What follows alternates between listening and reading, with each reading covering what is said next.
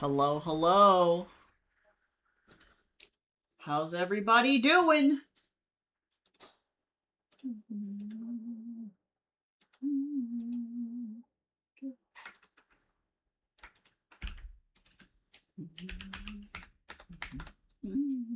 Starting the day off with some really good music. Okay, so now I need to actually open the new page here. Hi, Caro, how you doing? Hey, hon. What kind of tea is this? This is oolong, so it's 3 minutes. 3 minutes? Yeah, Okay. 3 minutes. Thank you.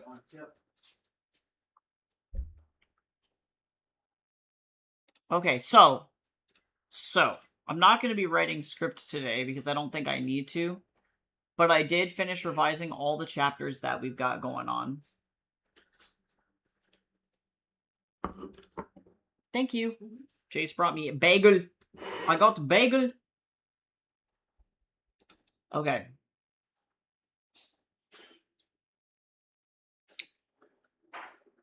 All right. So let me figure out what's going on down here. And then I think we're going to be in a good spot. I have about 153 pages left before I get to chapter 20, which is significantly shorter than what I had before. So, you know.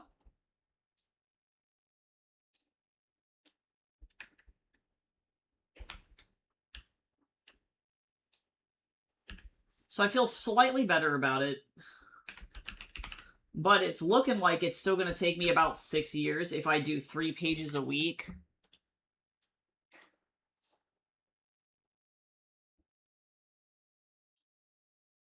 Okay, let's see. Hold on.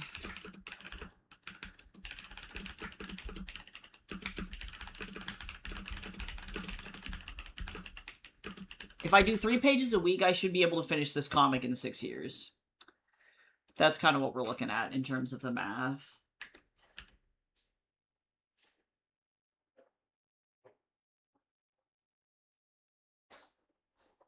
So, if I do 2 pages a week, it's going to take me 9 years to finish the comic.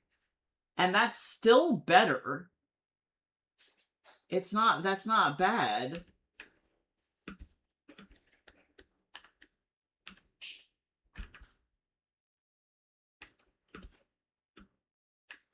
But I have to try and figure out which one I want to do. If it's going to be the 9-year stint or if it's going to be the 6-year stint. And the answer is I don't know. I think it's probably going to end up being somewhere kind of in between. And we'll see what's going on. Hi, Cal. Hi, Chips. How are you today? Watched Ghost in the Shell, trying to draw it yet again. Love it, love it. I've never actually seen Ghost in the Shell, but I hear it's wonderful. It is, at minimum, a beautiful piece of art. It is very, very, very pretty.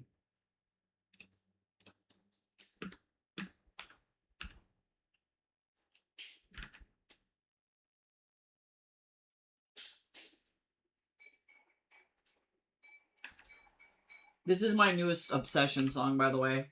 If you guys have not listened to Aniko, they are incredible. They are an Afrofuturist indie artist, and holy shit. When I went and saw them in concert, I actually actively had a religious experience, so like, oh my god. Something I felt.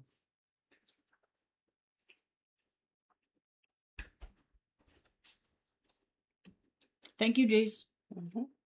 Vibing before going to work. Very nice, very nice. Glad to be home. 2 sides of the same coin. Yeah, I have been procrastinating massively this week, so I am trying to not procrastinate like crazy. Everybody should hydrate. This is so funny though. Everybody should stretch as well. I was kind of shrimping. That was actually probably for the best. Thank you, thank you. You're gonna get what's coming to ya.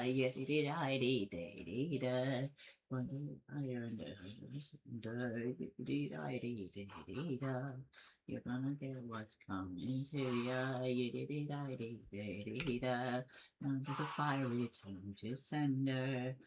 Oh my god, they're so good! Oh my god, I'm okay. I'm so sorry. I'm like in the middle of like whatever Iniko trance that happens whenever I listen to their music. I literally, it was the most religious fucking shit I've ever seen. Their tour was called like 333, I think, Awakening, the Awakening tour. So they're very into like angel numbers and like astrology and aliens, and I'm like, just everything about it. Holy shit.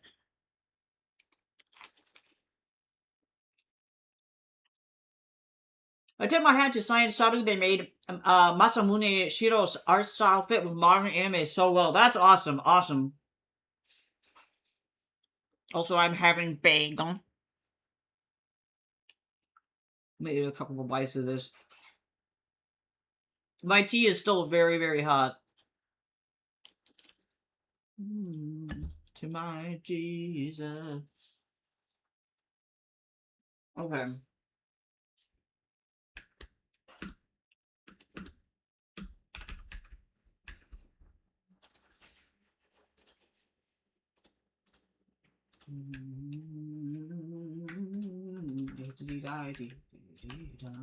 You're gonna get what's coming to ya.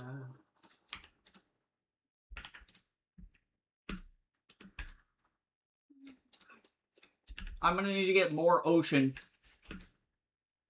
More ocean insides. I didn't think about this.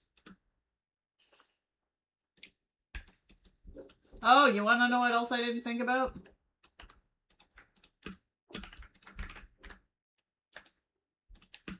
I didn't think about none of this. Alright.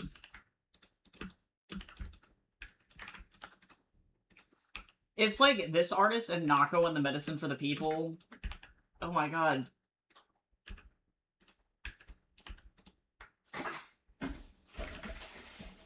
Oh my god. And if you can imagine, they are literally like 4,000 times better in person, which you think wouldn't be possible.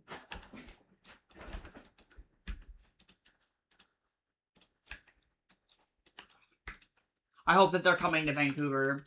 I have to like reset my Spotify like geolocation so that way it stops recommending me concerts in Denver. Ooh, thank you for that 35 stream streak.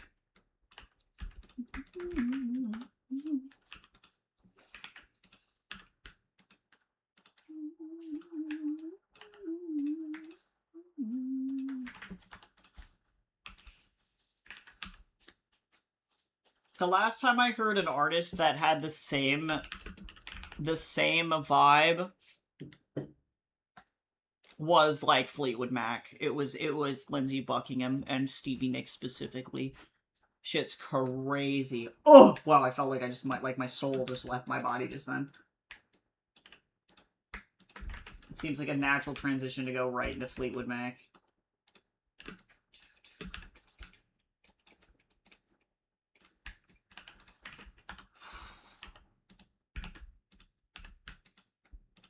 I don't know what it is about the music energy today, but something's got me revitalized. I think part of it is realizing that my the like amount of work that I have left, like I can see the end of this comic. There's not like I'm not sitting in that position of like, oh god, I don't know how much longer this comic is gonna take, and now I have like maybe a trajectory, so that's looking like potentially like 2032. Big love.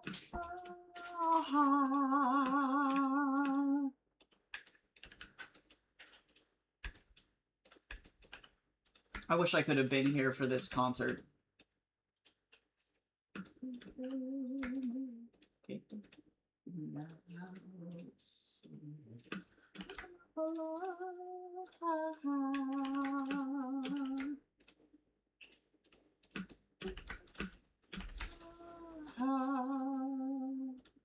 This guy's got to be one of the best finger pickers to ever live. Holy shit. Nice, grab some sliders, very nice. Which kind of sliders do you prefer? Do you like the chicken Or do you like, are you a lover of like regular beef cheeseburger slices?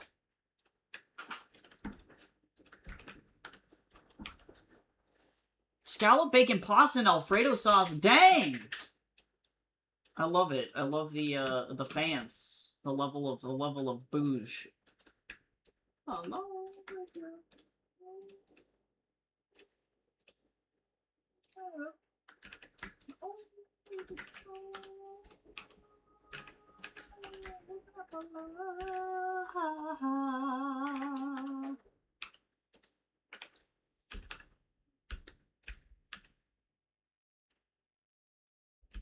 Having the like auditory synesthesia is the wildest experience. I wish I could explain to you guys what like music does to my body, because it is surreal. I didn't realize that I was like different from other people until like somebody mentioned that you can have auditory synesthesia, and now that I know that that's what's going on, I'm like, oh yeah, this is wild. Shit's crazy.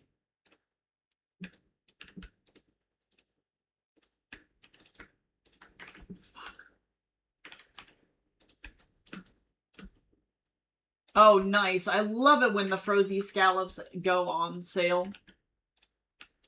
Cal, feel free to not answer this question if it is too personal or too identifying, because that's totally okay. Or, you know, if you want to DM me, that'd be chill. I just was wondering which grocery store chain you work at. Because you always have such cool stuff. You're always coming home with like amazing shit, and I'm like, I desire the cool things.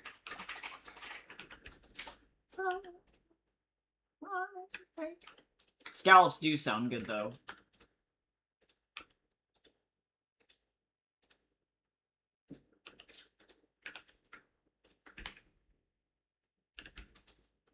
Ah, local store. Cool.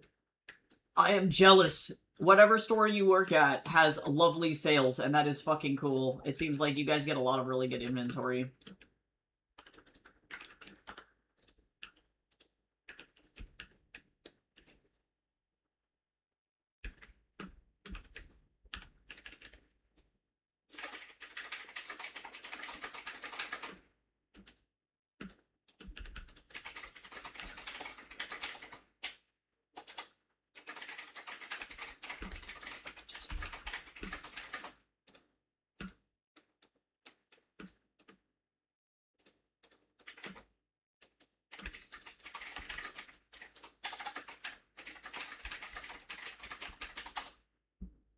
Hi, Goose. How you doing? Hopefully you're having a good day. Everybody should stretch again. Wake up your body.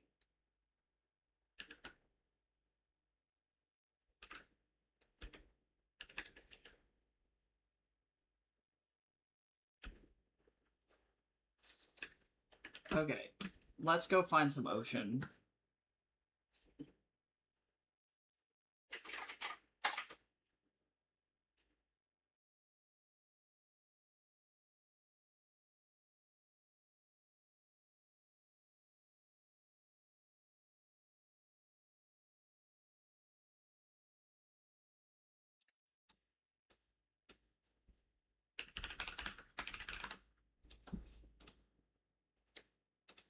Oh man, this music is fucking...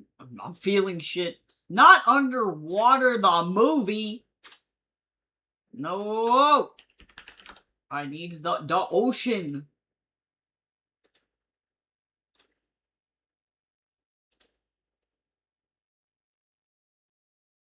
I like this very lonely jellyfish.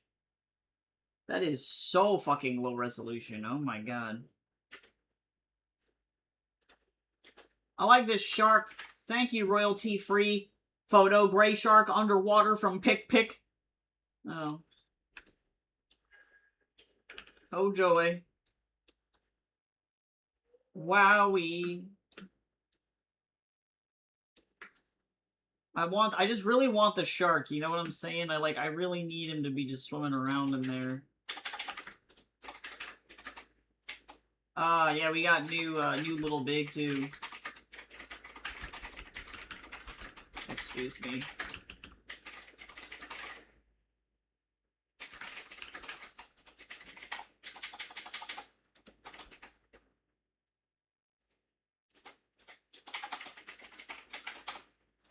Sure reminds me a lot of the stuff that was like playing on Mykonos last year. Uh-oh! En français! It's because we're on... I am also on YouTube Canada, if you notice as well, so... We've officially ported over to non-US source shit. I'm no longer on American TikTok for sure. And no longer on American YouTube. Thank God.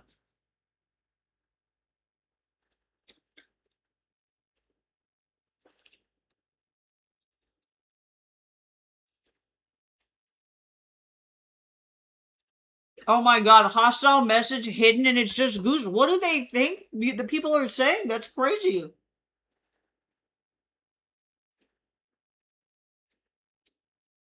It's just really exciting. The biggest difference being on, like, Canadian TikTok and Canadian YouTube is that we're not bombarded with current news. Like, if you can imagine on the front page of YouTube, let me, see if I can find it.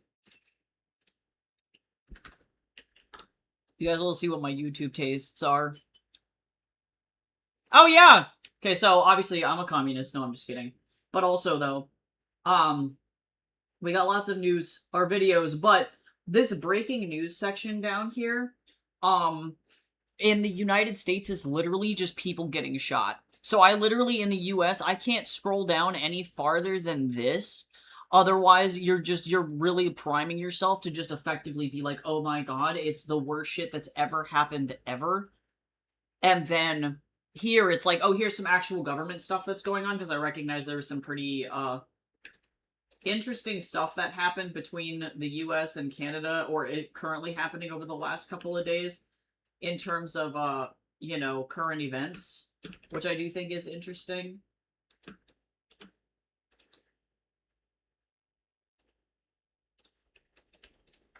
So it's nice to be able to actually, like, open the news and not have it immediately be like, oh yeah, everybody's gonna die.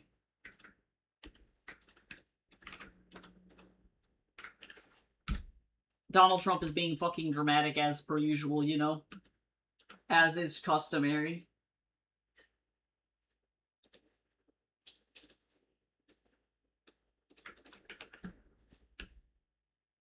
We'll see. Hopefully things go positively, because I'm sick of this shit.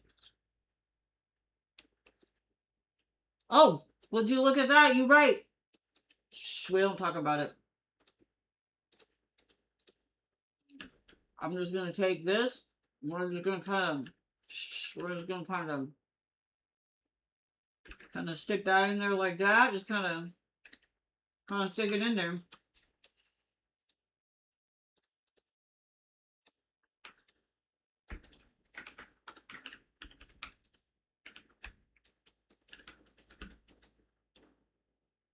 Oh, wrong layer. My bad. That's not what I wanted. There we go.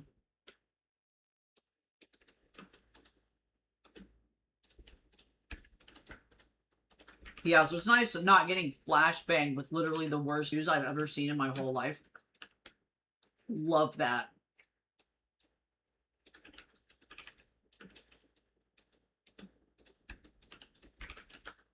Living in the US is low-key traumatizing, not gonna lie.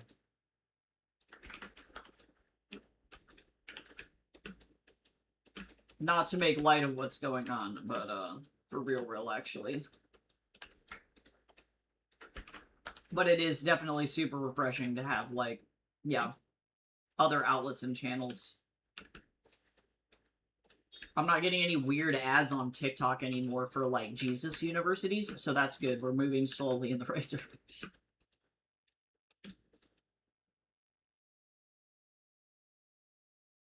Oh god, the cicadas, they're ready to make babies. They need to make as many babies as possible. Cal, who are you to deny them? What if they just need to have as many babies? Because otherwise they will go extinct. I have not heard a single cicada over here in Vancouver, actually. We have them in Colorado, too. Before we moved, I saw a fucking katydid in Colorado for the first time. Crazy. I have never once in my life... Oh, whoops. You know what, also? I've never once in my life seen a katydid in Colorado, and the bitch was there. He was helicoptering around. It's crazy. Doing whatever katydid shit katydids do. I don't know what they do. Besides looking like leaves.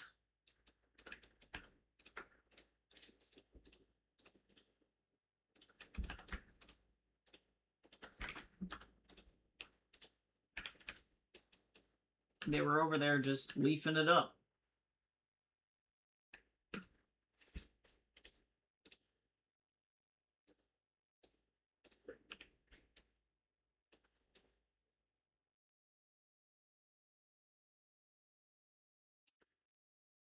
I'm gonna actually grab it like this.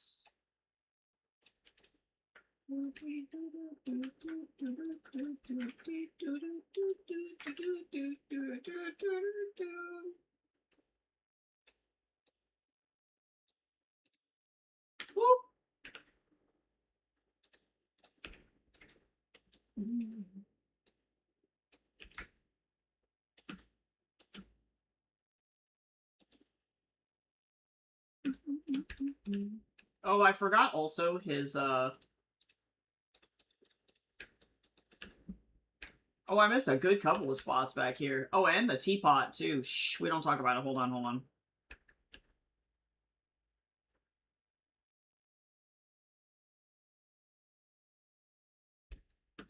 There we go. I also gotta do the shirt and the jacket, because now he has 2 articles of clothing that he stole.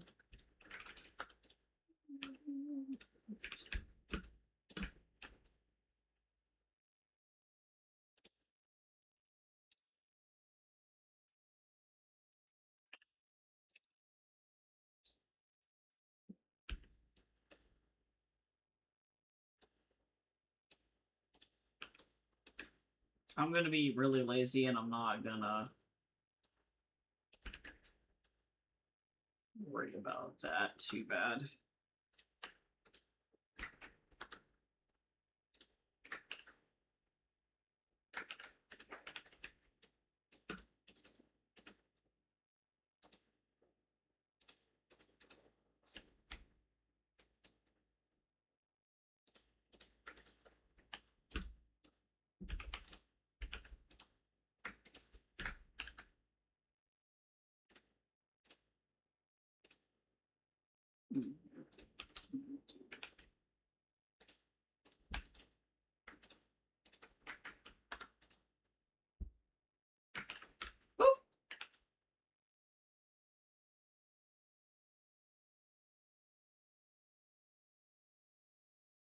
Yeah, poor Wukong has like I don't even know if he's getting paid at the Tributaco, to be honest. I think that he's not. It is not the first time he's stolen clothes, and it will not be the last.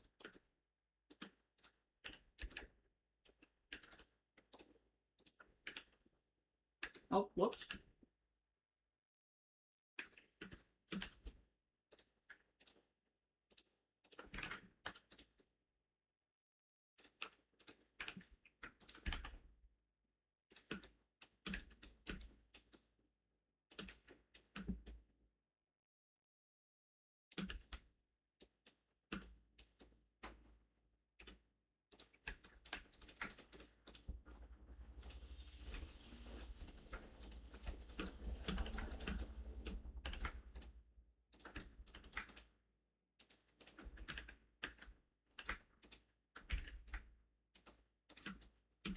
Okay, get in there.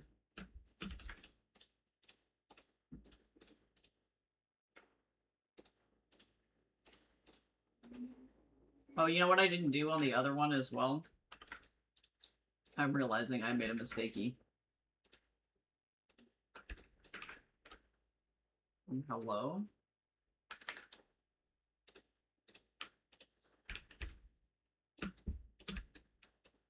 I have nothing going on in this mouth. We're okay. We'll fix it. This is this color. And then we're going to take this. We're going to go down to 40. Roll it all the way. All the way.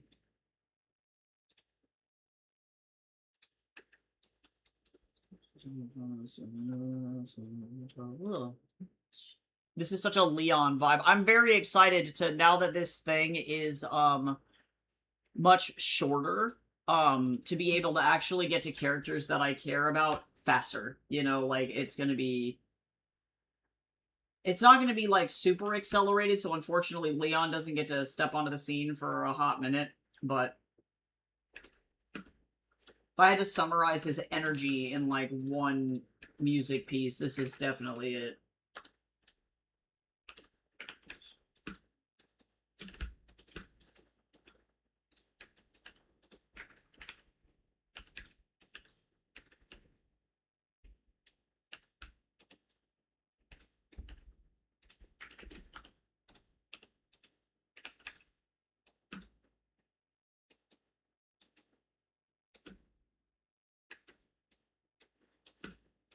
I also had a Rockstar today. Peach ones are no longer radioactive piss colored. That's kind of disappointing, actually. I feel like that's actually kind of sad.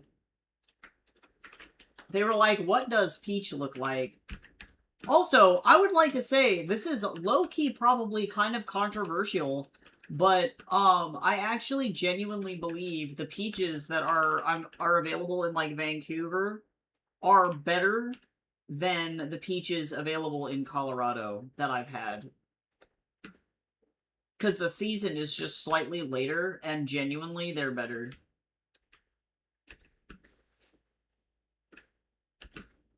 For yellow peaches specifically, I haven't had any white peaches, so I can't speak on that, but, like, Colorado had, like, a reputation of having, like, literally, like, world-famous heritage peaches. They're called Palisade peaches. And that was, like, their whole, like, marketing thing, to the point where people will go buy random fucking peaches from, like, King Soopers or whatever, and then resell them on the road as Palisade peaches and mark them up, even though they definitely are not those things. So that's interesting. But I like the peaches up here more.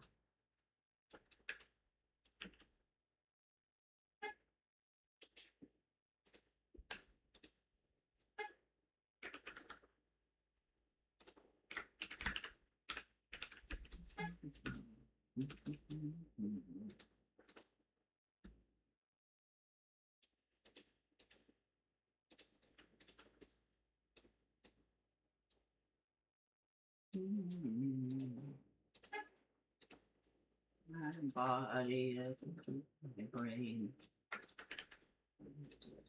feel the pain. My body, you can take my brain. Hey, hey, hey, hey. We came alive on the day I died, mislobotomized. Also, Chrissy is coming.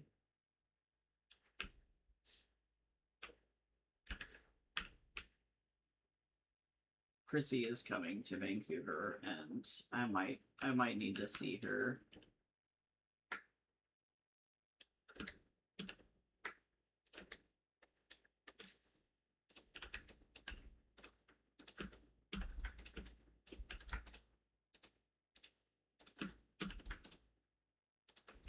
I gotta fix the mouth.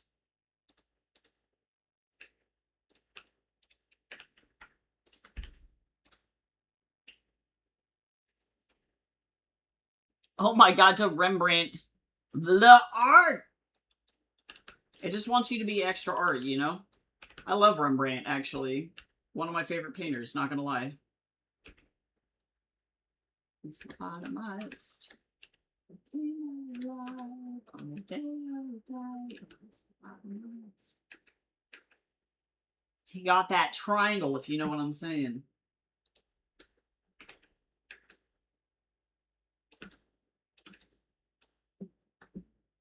Okay, actually, let me drink my tea now. It's no longer 4,000 degrees. We did it.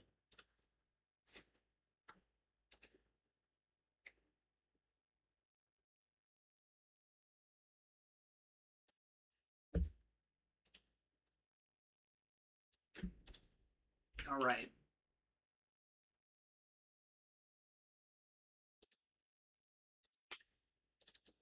Let's see.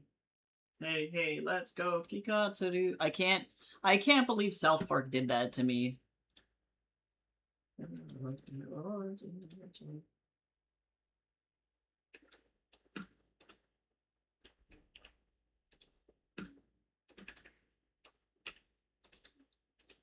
I need to put this on my to-do list before I forget. I'm gonna actually correct. I realize I was gonna wait until the 10th anniversary version of Brady to correct this, but I think I'm gonna fix it now.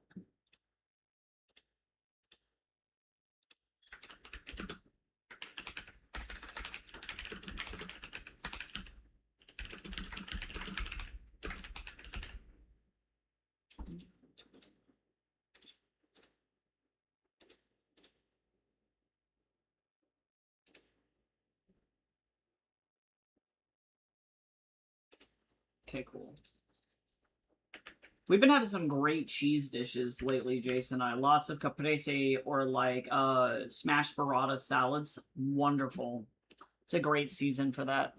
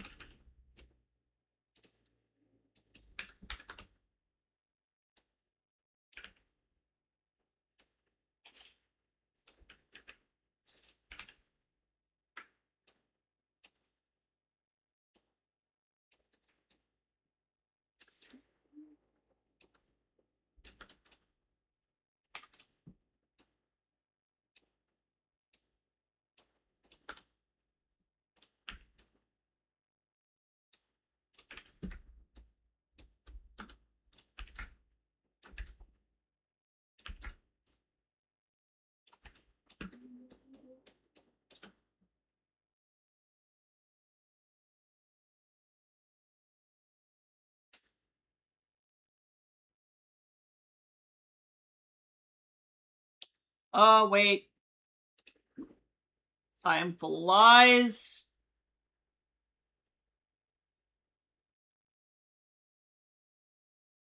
Hold on now.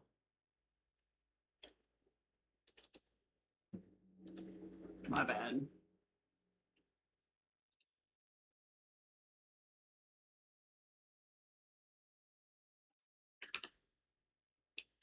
Hold on, I am a fool. Oops, that's not what I wanted.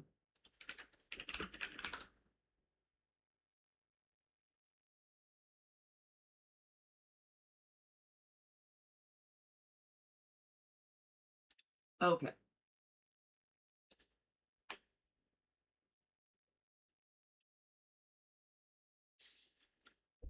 Wow, part of me feels like I don't even need this page.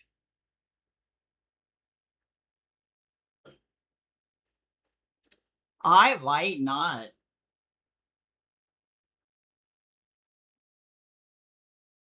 Oh yeah, no, I'm not even gonna do that dialogue. Because sometimes you just gotta be like, that page is going. Oh my god, gingerbread flavored clotted cream. That's crazy.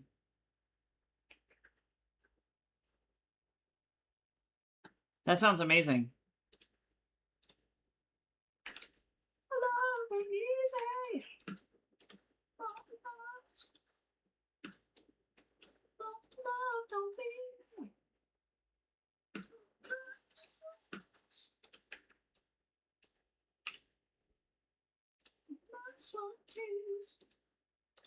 I wish Chinchilla would come to the fucking North American area. That'd be amazing.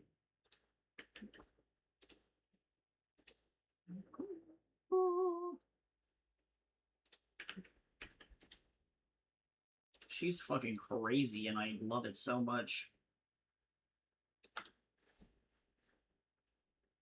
No, the pet. Yeah, no, for real. I'm killing it. I don't even care. That's kind of effectively what my strategy was all day yesterday, as well as on stream too. Was to effectively you are just cutting as much as humanly possible. Like when I'm talking, like I was taking hundreds of pages out, like deleting hundreds of pages that I'd written. That was what was happening.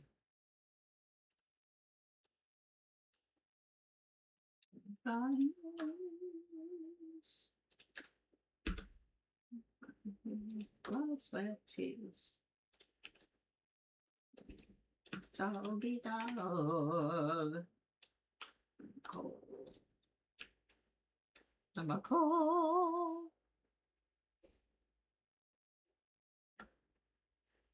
Is this the non-explicit version of this?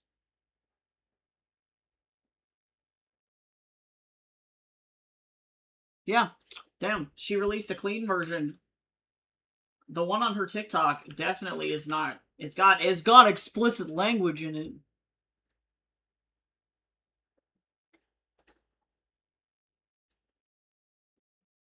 No, don't feed me.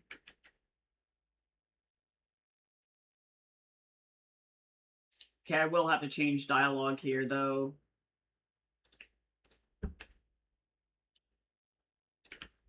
Or add dialogue is going to be the thing here.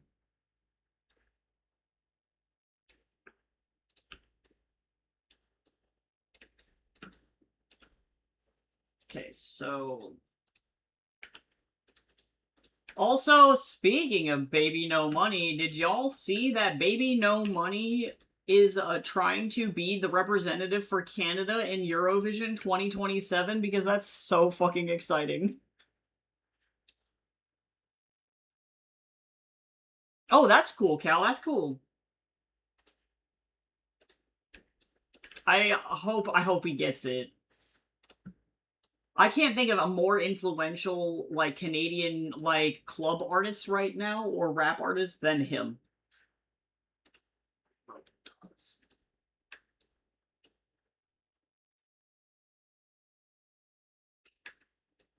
I don't like his music that much, but I just respect how fucking weird he is. He's just, like, as a human being, he's just insane. Like, the brand identity is real.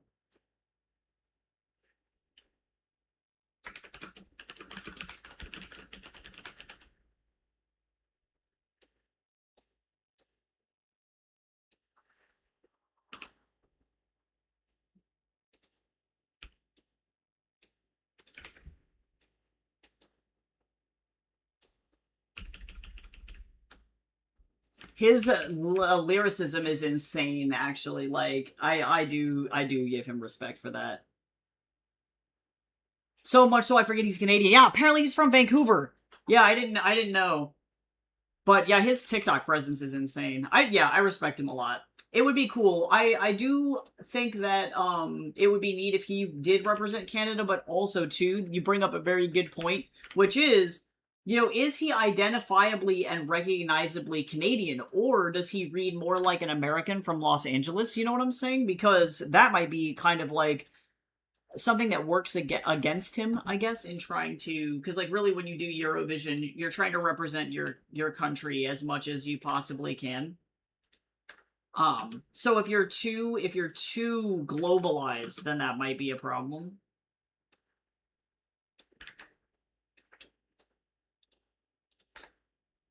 Song is one of my new favorite things.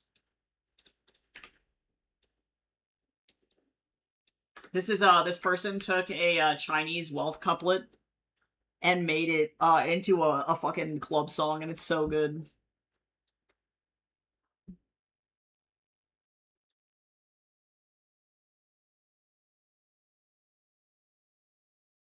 Oh yeah, totally. And that's really the question, is it's like, is Vancouver truly representative of like what I would call like Canadian art, right? It's like in the same way, and like I don't think that her performance was bad at all. But it's the same way that the artist that represented Poland last year made beautiful music, but it was Southern gospel, American Southern gospel music. Like I listened to it, I was like, this isn't American, like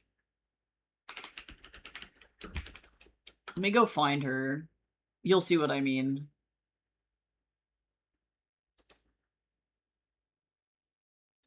It was Prey. Yeah, Alicia, Prey. I'll add it to the queue. You'll see what I mean though. And so it makes me sad because, and then I'll also add I'm going to add another song that I felt like was really representative of their own country. Just oh yeah, I'll just add Bangaranga. And I recognize not everybody was happy with Bangaranga winning, but that's Bulgarian as shit. Like there's like no denying that that's what that is. So Bulgarian.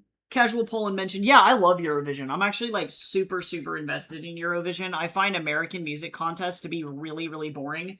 And what I like about Eurovision is that the goal is to really like show off your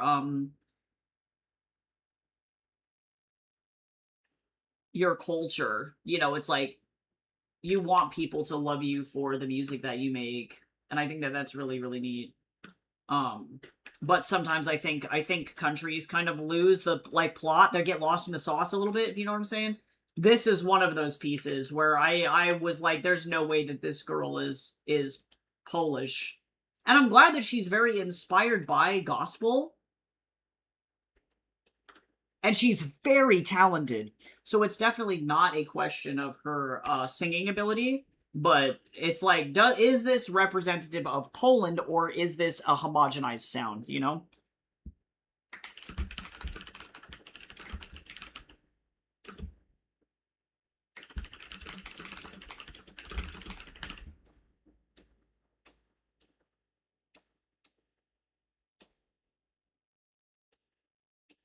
And then there also is the question of, like, is this cultural appropriation to some extent as well? Because, like, I recognize gospel is not exclusive to a certain ethnicity or group, but I do feel like, to some extent, this sounds like something that would be produced by a Black American R&B artist. And so it's like, I don't know. I have a lot of thoughts about it.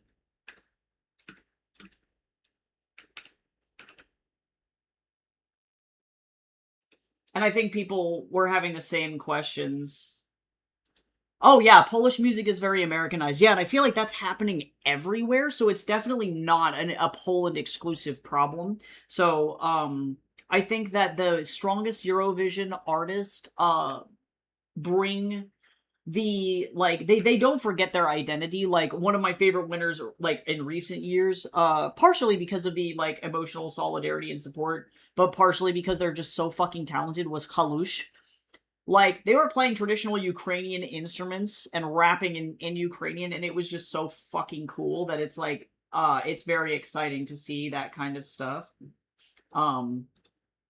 But I feel like, for me at least, the farther you get away from that cultural identity, the less interesting the work becomes. Homogenization is a bummer. I'm very excited for Eurovision, or Vision Asia, though, as well, because I'm really curious to see what they bring. Like, I saw Bhutan's entry. It looks really good. Yeah, because I felt kind of the same way with, not last year, but the year before, the girls who entered for England. The song is cute, but it sounds like it was produced in the US. Versus other, like, British artists that I think of that I really enjoy, like, Estelle. Her work is distinctly Black. It's distinctly, like, it's got the African immigrant stuff going on because her family's a part of the diaspora. It's got British identity to it, you know, so it's, that to me, I'm like, oh, this is British pop. Like, I can hear it. But yeah, so I don't know. Versus something like this, which is clubby as shit, so it's not gonna say, I'm not gonna say this is not, it's not that it doesn't sound American, because this is American, but then they start busting out the Bulgarian shit, and I'm like, wait a second. Like, this has got something. It's got the zhuzh for life. It's this. Wait. Also, this is a bop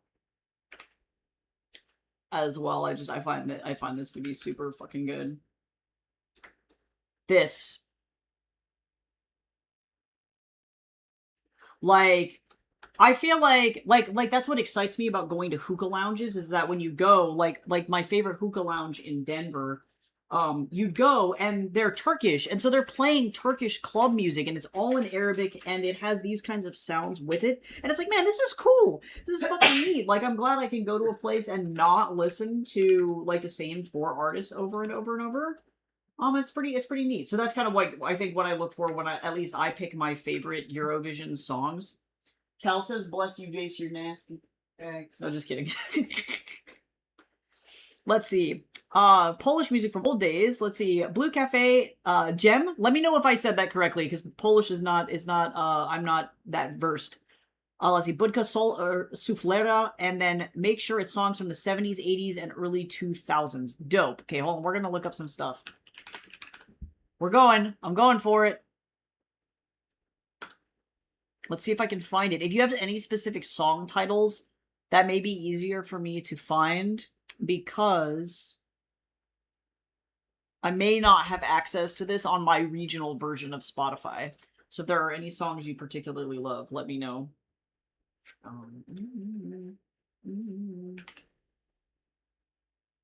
Oh my god, excellent. You're like, hold on, let me fix this.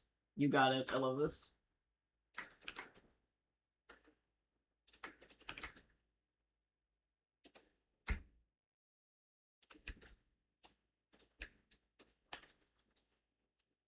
Nice.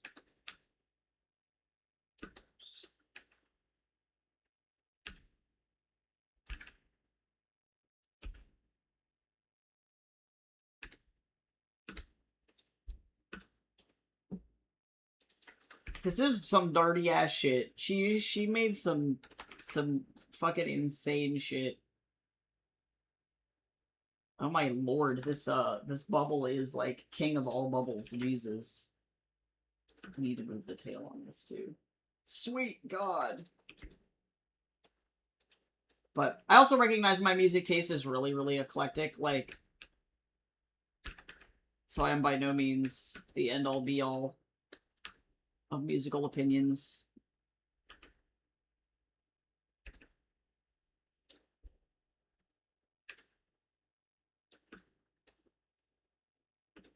I do think Baby No Money would be fucking funny, though. I do think that would maybe restore some balance to the universe.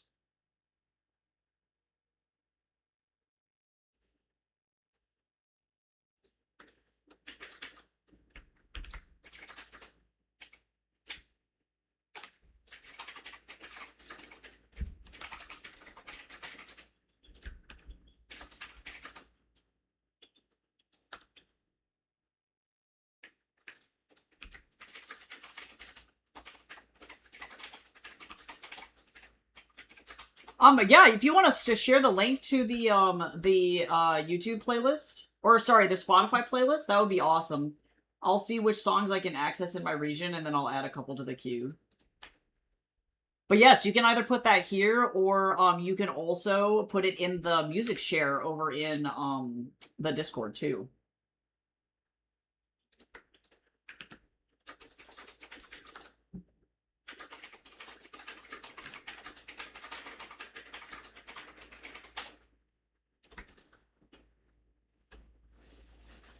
Oh, fuck yes. I don't know. I wanna go. That sounds good. I need to just, like, fucking turn my brain off for, like, an hour and drink some really good tea. Also, importante. Oh, nice. Thank you. I'm so excited.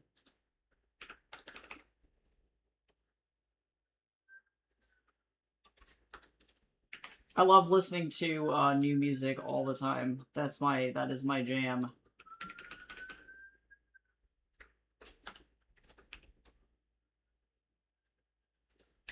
Hi, Crystal. How you doing today? Actually, I'm going to drag all of this down just a little bit more. It needs a little bit more room. Everybody should hydrate and sit up. Don't shrimp. Shrimpins for the week. For the week. This oolong is really doing it for me, though.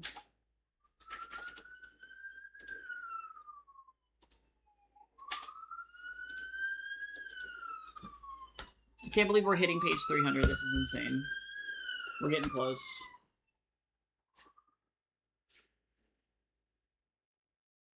I heard a fire truck. Yeah, the firemen also come over here by us, I notice, to get coffee and stuff sometimes. There's a coffee shop, like, right across the street from us. And I do think that's kind of funny. That, obviously, is not a coffee situation, though. We live right off of a major thoroughfare, so it's, like, it's pretty common for us to hear, fire trucks and stuff. But that's not unusual for us, because, like, the fire station at our old apartment, the fire station was literally right across the street, so it's, like, pretty typical.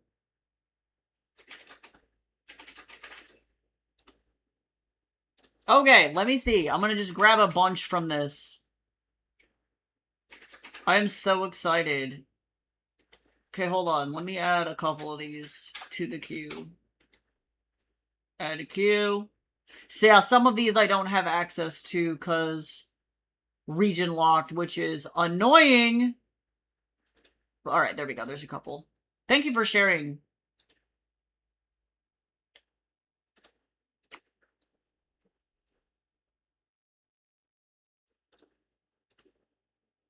Oh, you know what I forgot? Son of a gun. Y'all. Damn.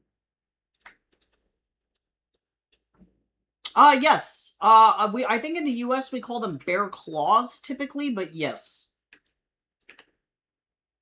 They also tend to be, like, ultra sweet.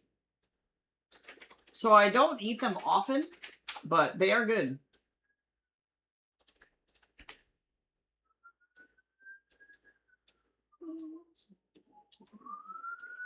Oh, there's an amber lamps. Somebody caught on fire. Just kidding. Probably not.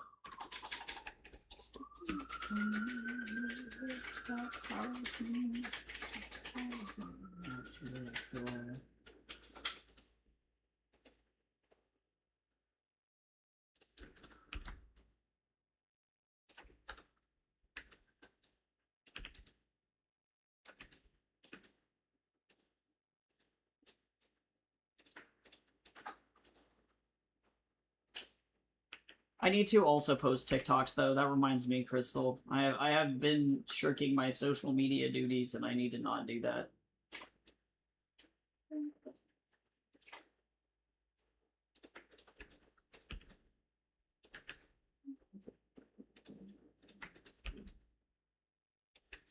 Okay, I failed. I get an F. F. F for putting this SFX on.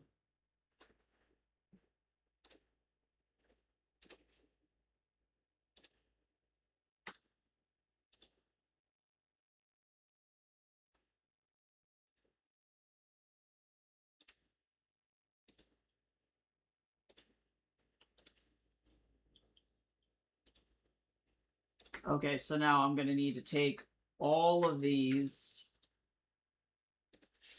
All of them. We're gonna drag them back over here.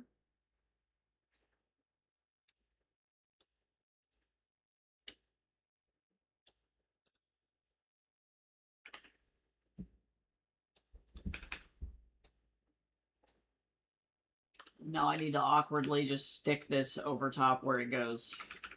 Go where you need to go! Oh, nice. Lemon cream cookies are good, too.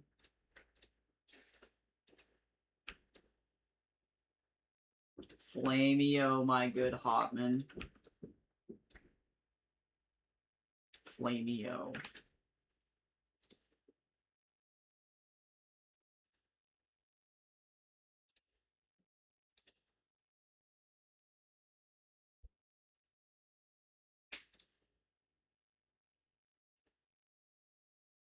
There we go. Better.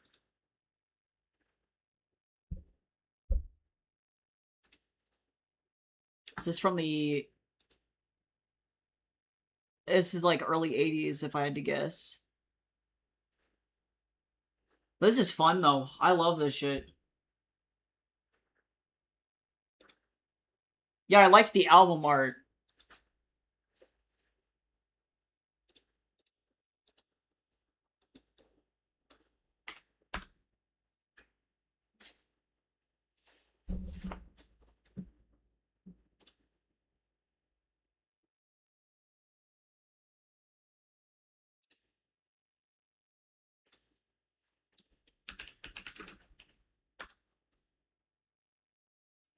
Oh, they were active all the way from the late 60s to they were actively last played in 2019. That's crazy. That's awesome. I love Jamrock though. Yeah, this is cool. Oh, they use Moog synthesizers. That's fucking sick. Yeah, this is cool.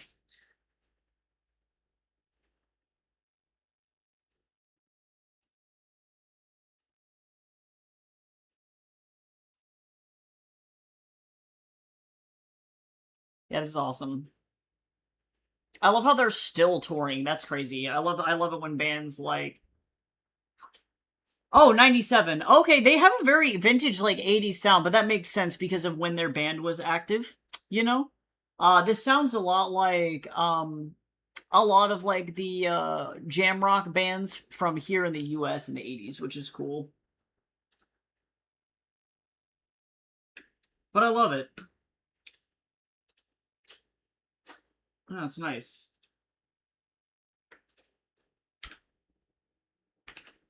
I love that these guys were able to have such a successful and long career. Like, that's really cool.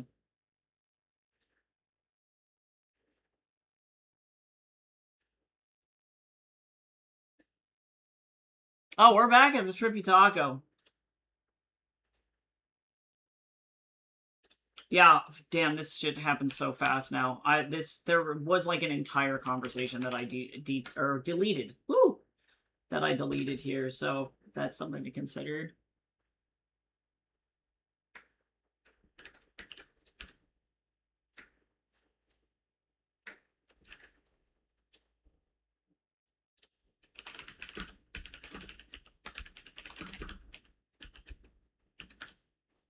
A lot of people are saying that oh, Styx. Well, right. So that's what I'm hearing. Yeah, that's what these guys sound like to me. So a lot of people are saying that these guys are pretty comparable to famous God, also all of my mom's favorite bands, all of my mom and dad's favorite bands from the 80s effectively. So Kansas, Styx, Boston, Journey, those are going to be the first or the four that are the most comparable. I would argue that Journey is probably the closest.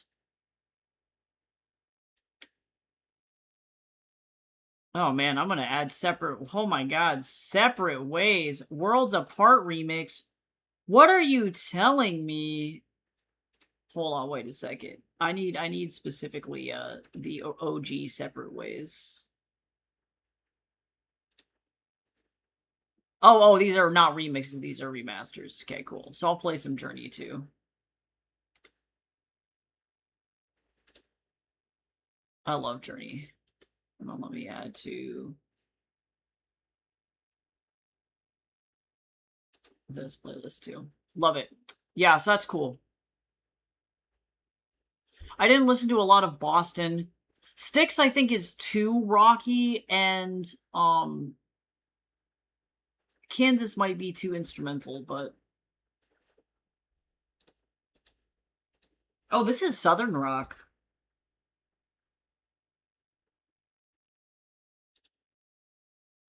But this is fun too.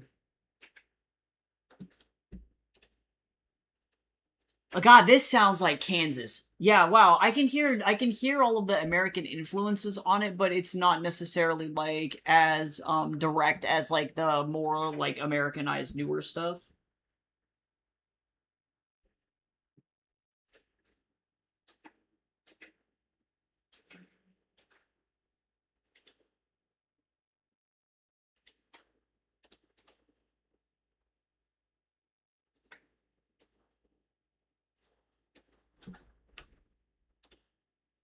This is almost like Leonard Skinnerty.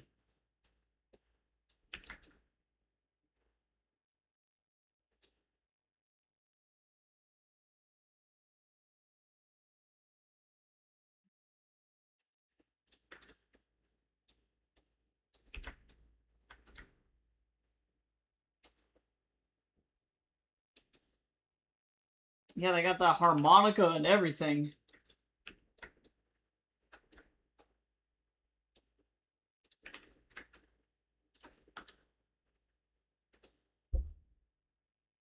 Yeah, this is like very American country, but it is cool. I like hearing all of the different blends of sounds that can happen around the world.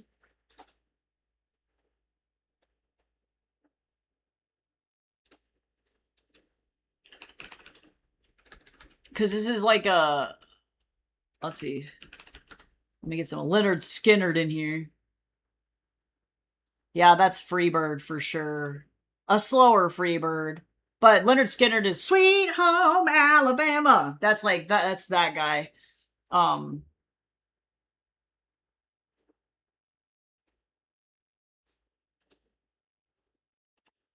Great guitarist though.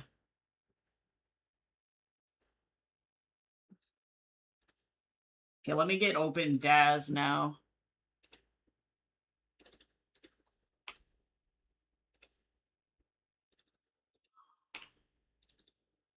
Yeah, the dramatic long solos remind me a lot of Leonard Skinnerd. It's cool.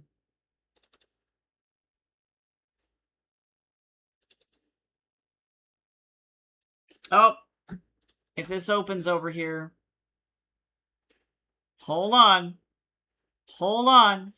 Daz might open over on the right, and then we might get a butt. Yep, that's what happened. I caught it in time.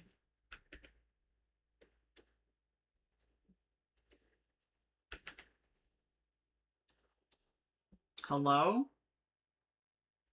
Oh, I was having trouble loading all the assets. Yeah, there was almost 2 whole butts.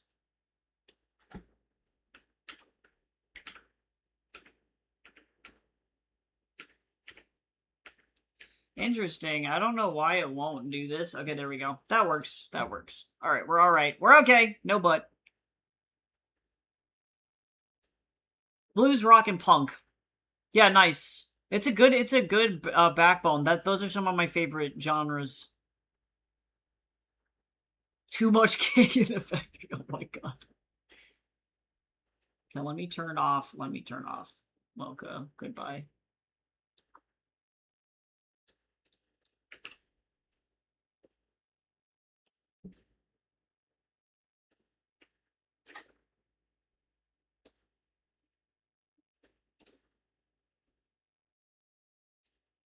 Yeah, and it's also like this is like a 5-minute like rock anthem as well. That was pretty common in the US at this time too. Or at least in the 70s and 80s. It was like not uncommon to have like really long songs.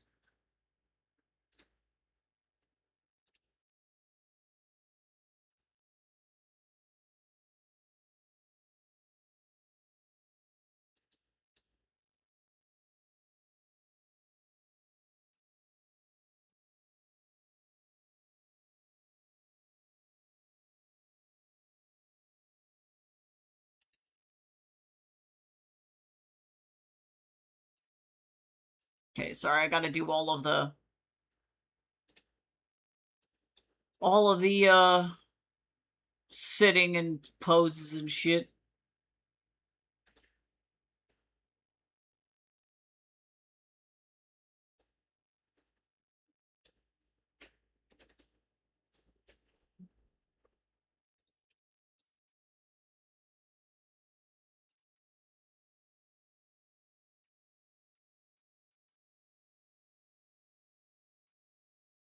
Um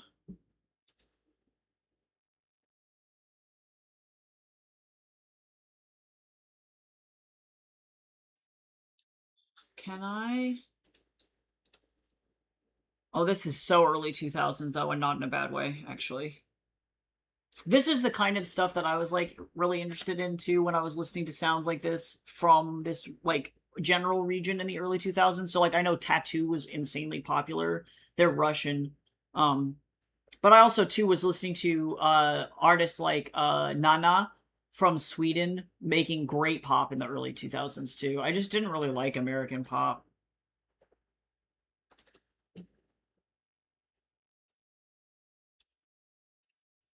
This is beautiful.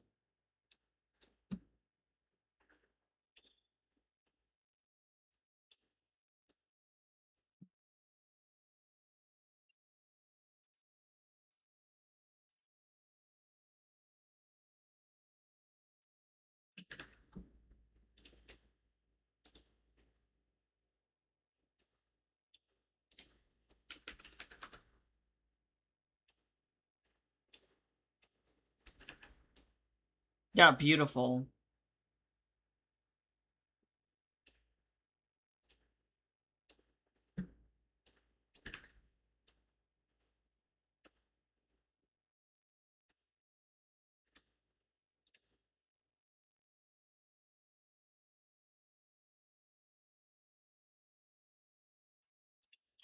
Okay, actually, I'm gonna do this from the other direction. Sorry, I have to do a lot of planning here. Where's the walls?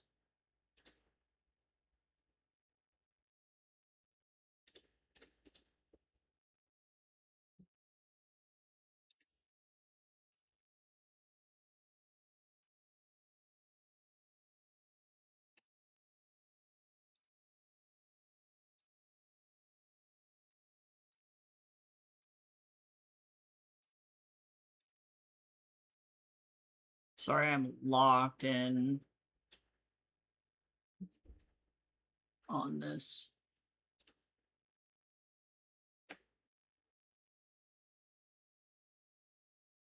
Yeah, this is so pretty. I like her album art too. This is like, it's so pretty. Damn, Claws! You're too powerful. You gotta watch out.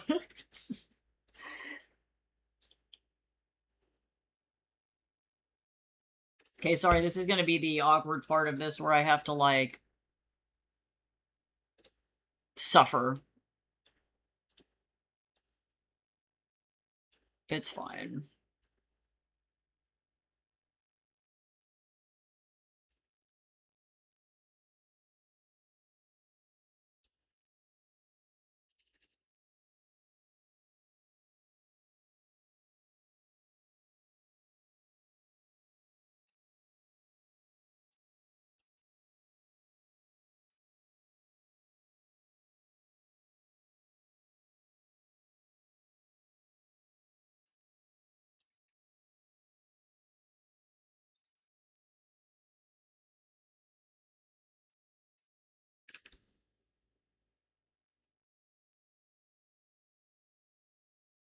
Okay, there we go.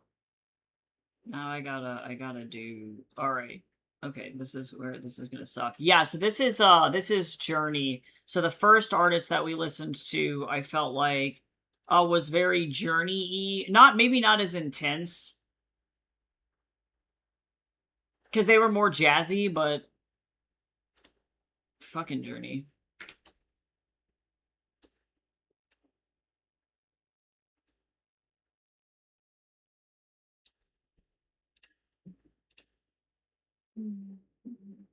Hey, Dread, what's going on? Welcome onto the YouTube side of things. How you doing? Sorry, on your end, where it's completely silent because there's no music. YouTube won't let me play music over there, which is very sad. Hope you're having a great day. I'm setting up all of my 3D models for posing, so sorry, this is kind of the boring part of the comic creation.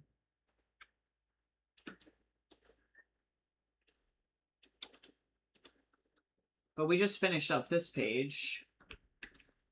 I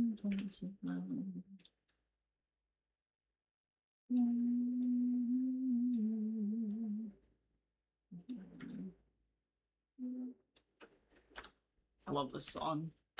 Someday love will find you. Let me turn the wall back on. Hold on.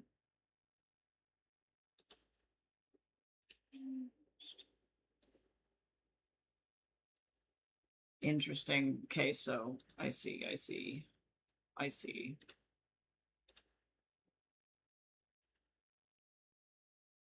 The door is over by the register. Sure. Sure. This is rough. This is like my least favorite part of the process, is doing all of this staging. Let me drag this back over here now. Yes, Journey did do Don't Stop Believin'. That is definitely their most popular. I find it the most annoying because, unfortunately, like, every school dance that I went to, everybody played Don't Stop Believin' 24/7. And, I can't take it seriously anymore. It's like it's too intense.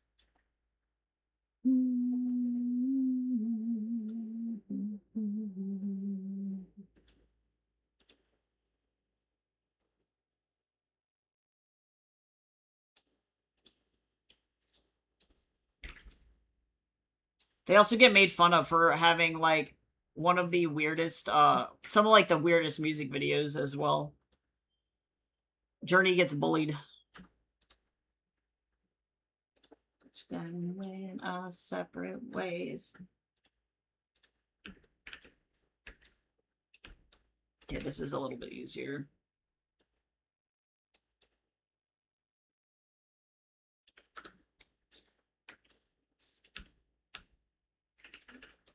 These guys were insanely talented, actually. These guys were crazy.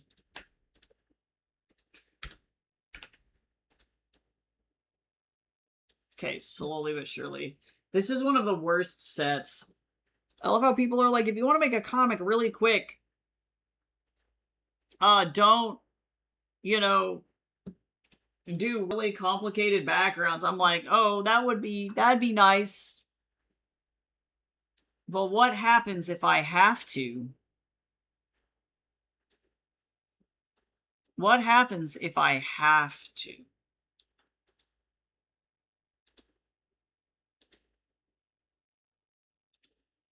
It's the really intense synth for me. I love that shit so much.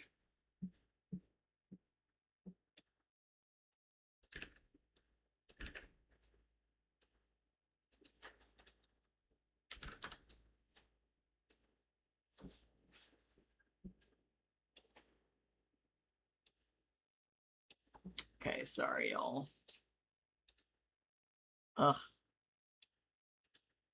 It's taking so long.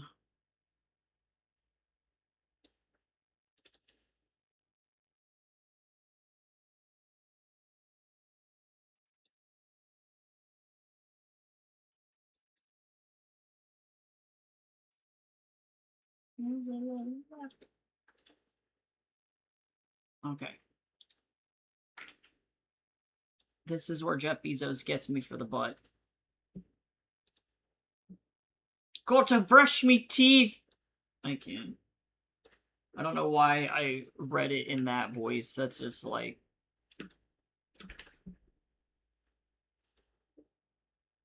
I'm gonna try really hard to not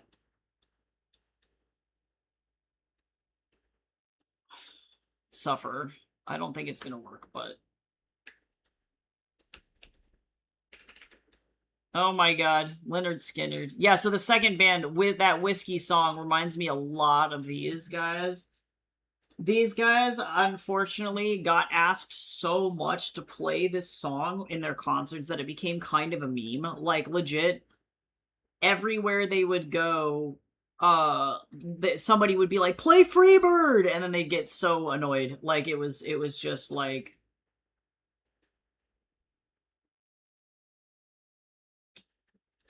Actually, you know what?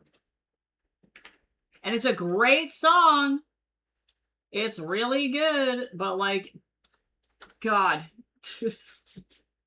I can't imagine that being your life. Like, everybody just being like, Freebird.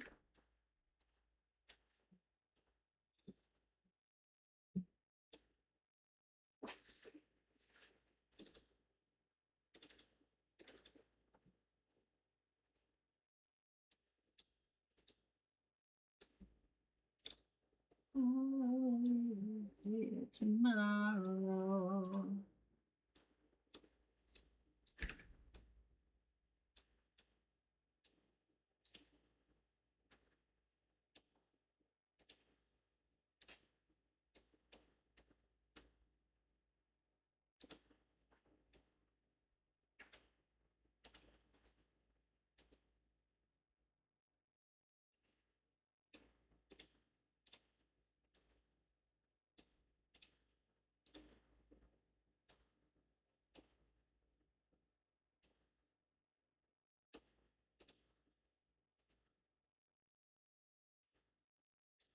Oh my god, Yin's head.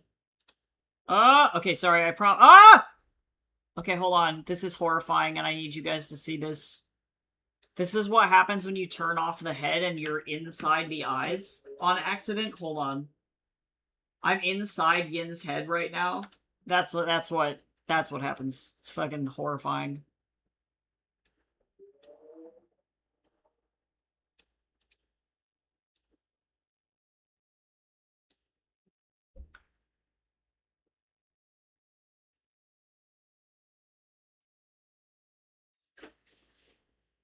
Okay, hold on now.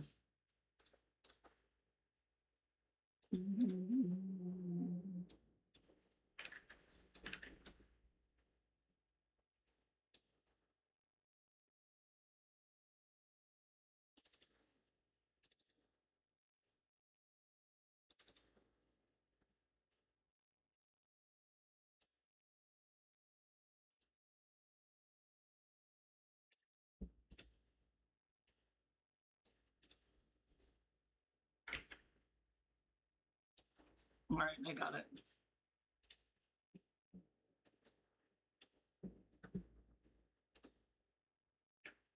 Okay, now that we're just mortified by whatever the eyeballs are, I'm gonna get rid of those now. Those are horrifying. Literally terrifying.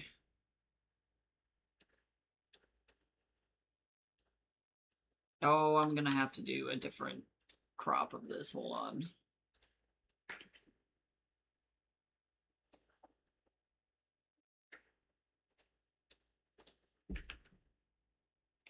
Nope.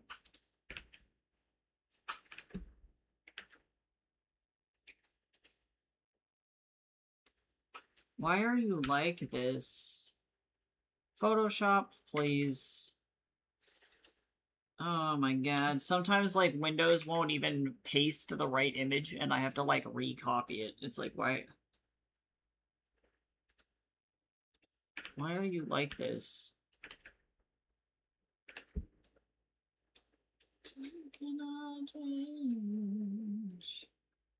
This is another one of those 4,000-year-long ballad songs. So long.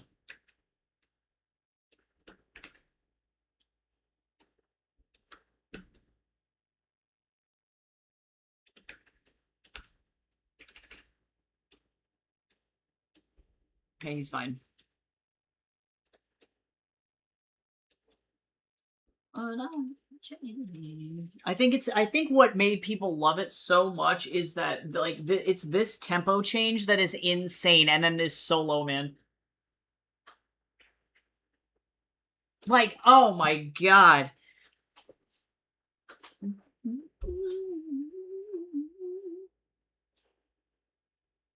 Wow. Yeah, wow. Wow. Alright, so now I'm going to try and go find the Tripitaka window so that I don't have to do this. I can be lazy. Let me go find the outside of the restaurant. I know I did it in a page recently. See, because this is the police office and the diner. So no Tripitaka there. This was the alley. This was Sean's mom. This was Tripitaka. I did have the outside of the Tripitaka here. I'm like, I'm going to go ahead and...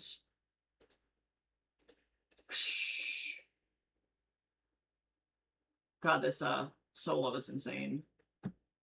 This is where I redrew it because my original Tripitaka was ass. We don't talk about it. I don't very often draw the outside of this restaurant, and I'm going to have to do an extension on this drawing. But that's okay.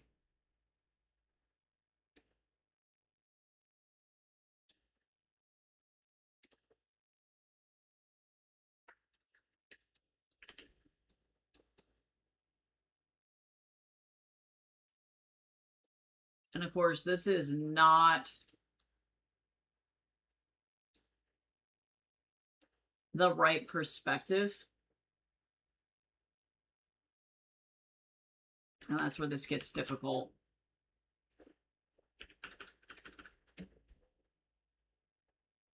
So now, what we're going to try and do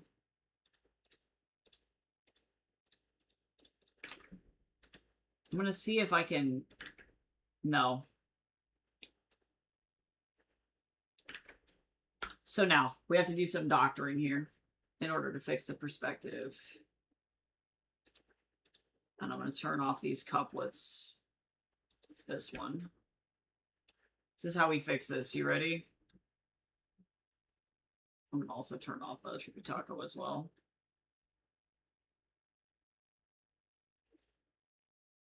Oh my god. Not the drill. Yeah, because that's the TikTok meme that's going out around right now. I think I saw that one recently. I do think that's funny, though. It's a great solo. This is like probably one of the best guitar solos of all time. Like, it's just so... It's goated. It's so good. I love that classic music does eventually come back around on TikTok, it seems. Like, I'm always surprised when I hear something that I grew up with on TikTok. I'm like, oh, look at that. I know her.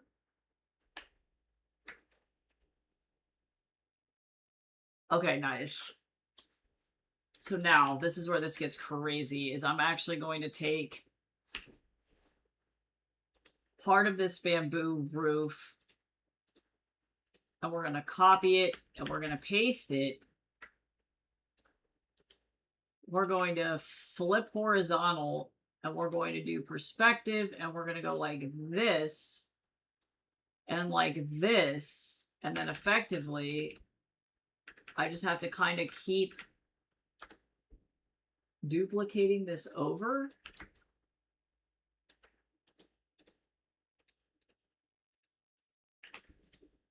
And keep fucking with the perspective until it does what I need it to do. No.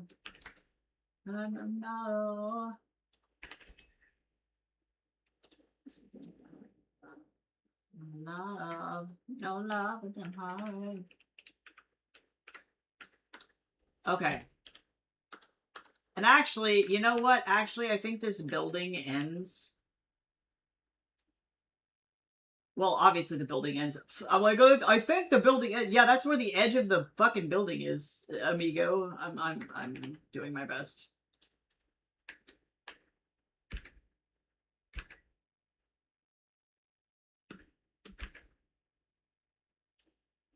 Alright, we're gonna have to clean up this edge.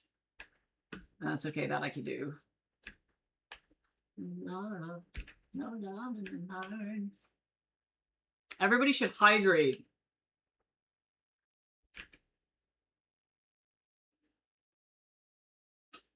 This doesn't really matter that much because I actually...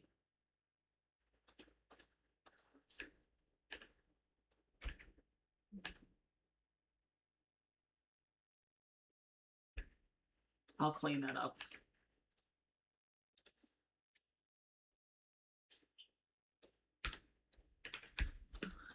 No local sound is. Goddamn, this lady also is insanely talented.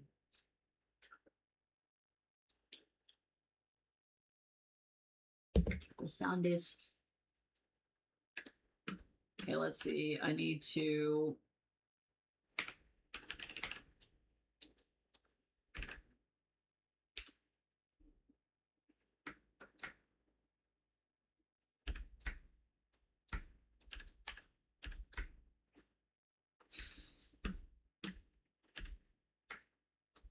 Oh, wait. Oh, wait. I made mistakey. I made mistakey. You want to know what I did? I might not even need to worry about this. Hold on, I made mistakey. Damn.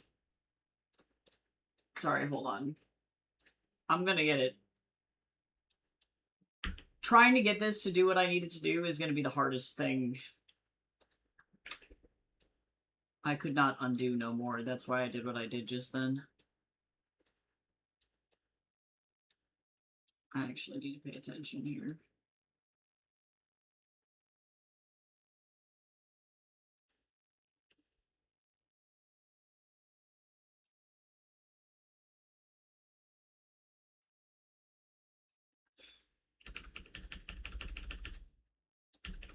We need to make sure that this is accurate and that the window, the problem was is that the window did not go to the spot that it needed to go because the door wasn't big enough.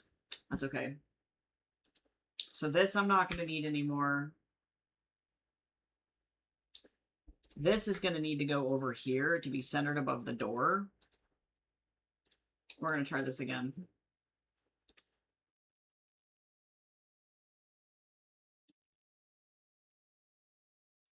Okay. Whoops. Turn this off. We're going to move this over. I'm going to get it. And then actually all I'll need to do is duplicate that, and that should be okay. This is all for the sake of me not having to redraw a background, you know what I'm saying? Oh my god.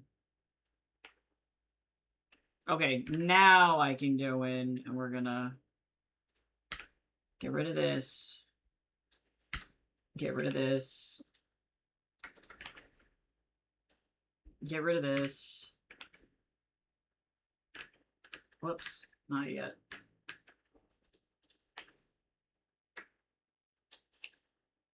Now we're gonna get rid of this.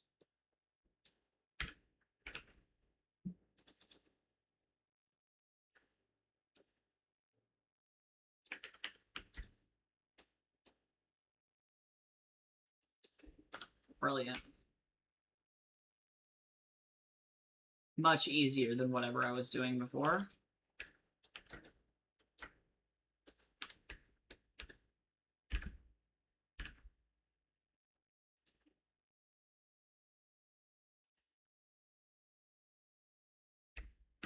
Sure. Alright, so now.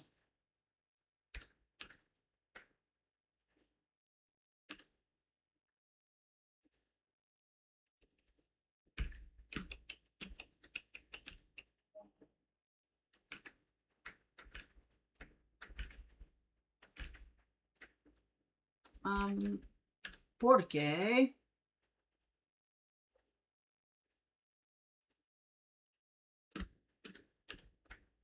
I will get this so that way I don't have to do this drawing any more than I need to.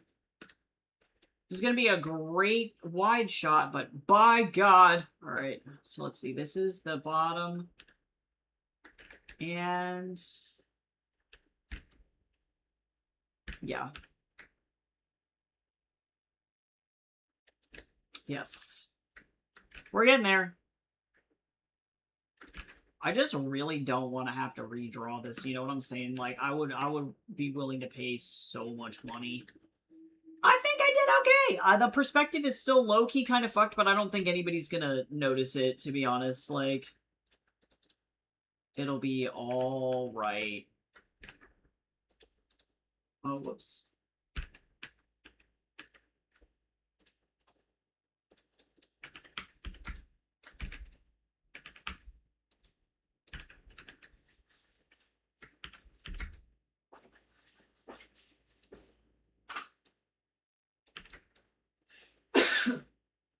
I'm gonna actually space these little guys out just a little bit more. Yeah, nice. Okay, much better. Much better. Alright, so now I have to, unfortunately, fix this.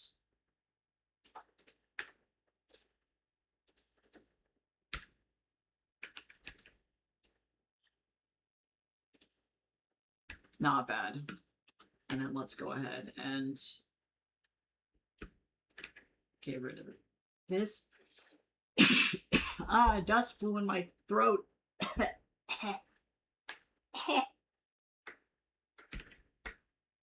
That was almost the end.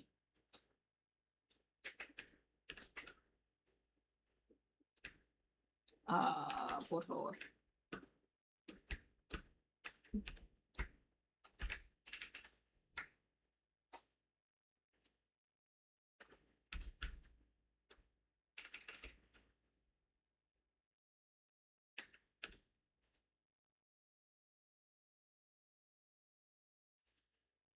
I don't need to be coloring this right now, but I figure fixing this now is going to be the best for me here. So that way I don't forget later.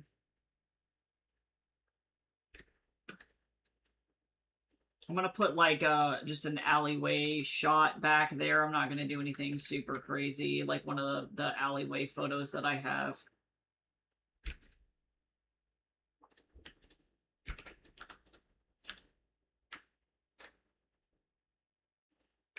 Faster. It looks like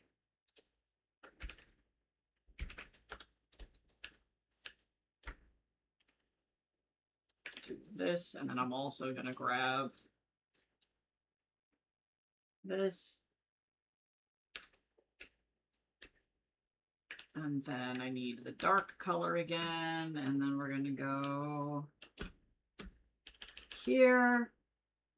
The art of reusing every background that you have, y'all. I'm not gonna lie.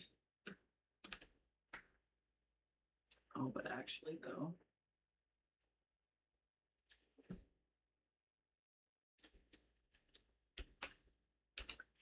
Just kidding.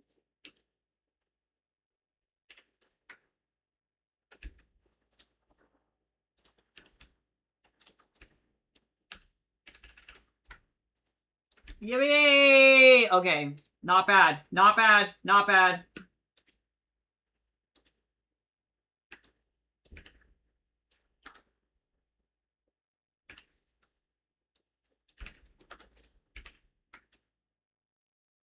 Oh, damn.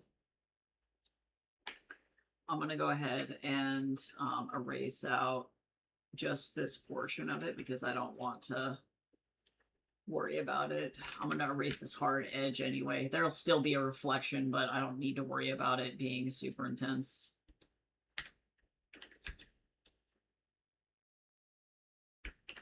Do I still have the alleyway back here? I think I do.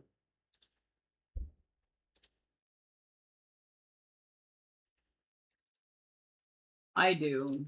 I'm glad I saved this.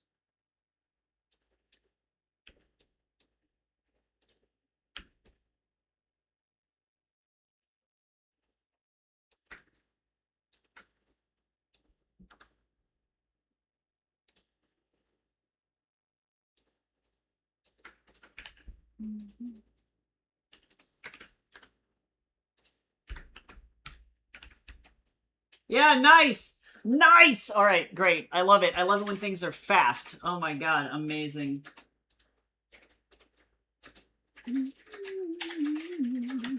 Also, the song is like a vibe. I'm just like... This song is called Lizard. Lizard! And the guys that make this music look like this, and this seems right. If these guys didn't look like this, I think that that would be fake. Does that make sense?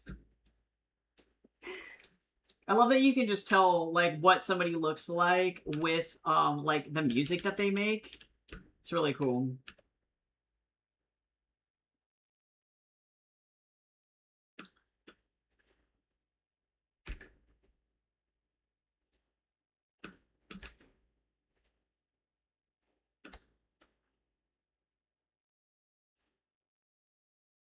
Oh, this is not the right color. My bad. They also changed the color slider. Look at it. The update was like, did you want the sleekest color slider? And I'm like, no, I just want things to stay the same forever. Actually. Change makes me anxious.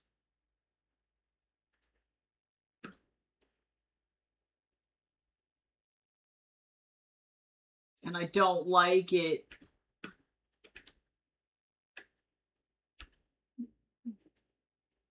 God, I keep thinking I'm going to have to avoid drawing this Trippy Taco uniform, but the answer is I'm never actually going to escape it. Not gonna lie, it's gonna be that way forever. I'm just gonna be in Trippy Taco hell forever. I have to make a Trippy Taco shirt again. That's really the only thing that makes sense from a logistics standpoint, so If anybody wants me to make a Trippy Taco shirt that we can wear, a uniform unironically, I will make one and put it on my Etsy. Once I have permission to sell in Canada again.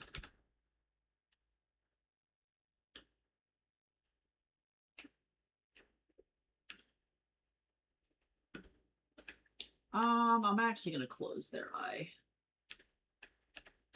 Fertilize. Yeah, that looks better for expression. Looking down instead.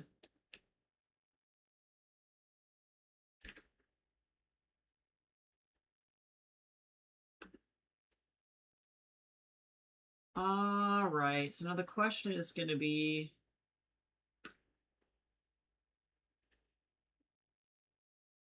how much detail I want to put into the background of this thing. And I think the answer is not much, because the reflection would take out a lot of the detail. So they'll be detailed, but I'm going to cut a lot of the detail. Like, I'm not going to include the back table, for example.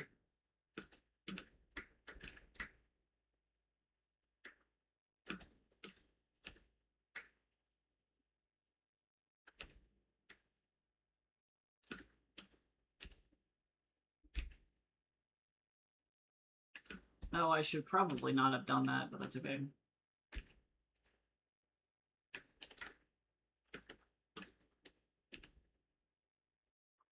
Comics or something. I feel slightly renewed and less overwhelmed about this project now, at least. It's still, like, potentially, like, 6 to 9 years more of a project, but that's better than fucking 15 to 20 years, so...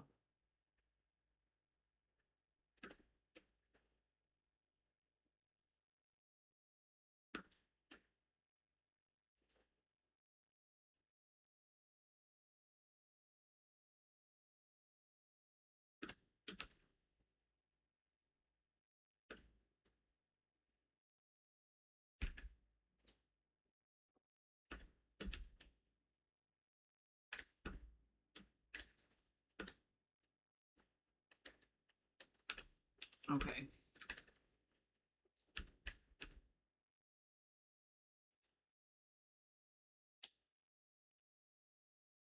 I'm liking it a lot. I feel like, you know, there could have been, like, it could have been significantly worse. I would say there's some interesting stuff that I've noticed, I think, now that we've been around here for a couple of days. I would say, like, I remember not really knowing how valid people's complaints were, I think, when they you know, we're posting, like, you look at people post on Reddit and stuff being like, oh my god, the city is so dirty, or there's so many homeless people, you know, like that kind of stuff, and you wonder, like, I guess as somebody who's been in the US, if it's really as bad as people say. And after having, you know, like, bust around a lot here, I can say that there are some parts about Vancouver that are effectively worse than where I was living. So, like, for example, the homeless population of downtown or Chinatown, really, here in Vancouver, really bad. There's definitely no, like, beating around the bush on that one. It's not as bad as Denver, but there were times in Denver when it was that bad, like right around COVID. The homeless population, the homelessness issue in Denver was really, really, really bad.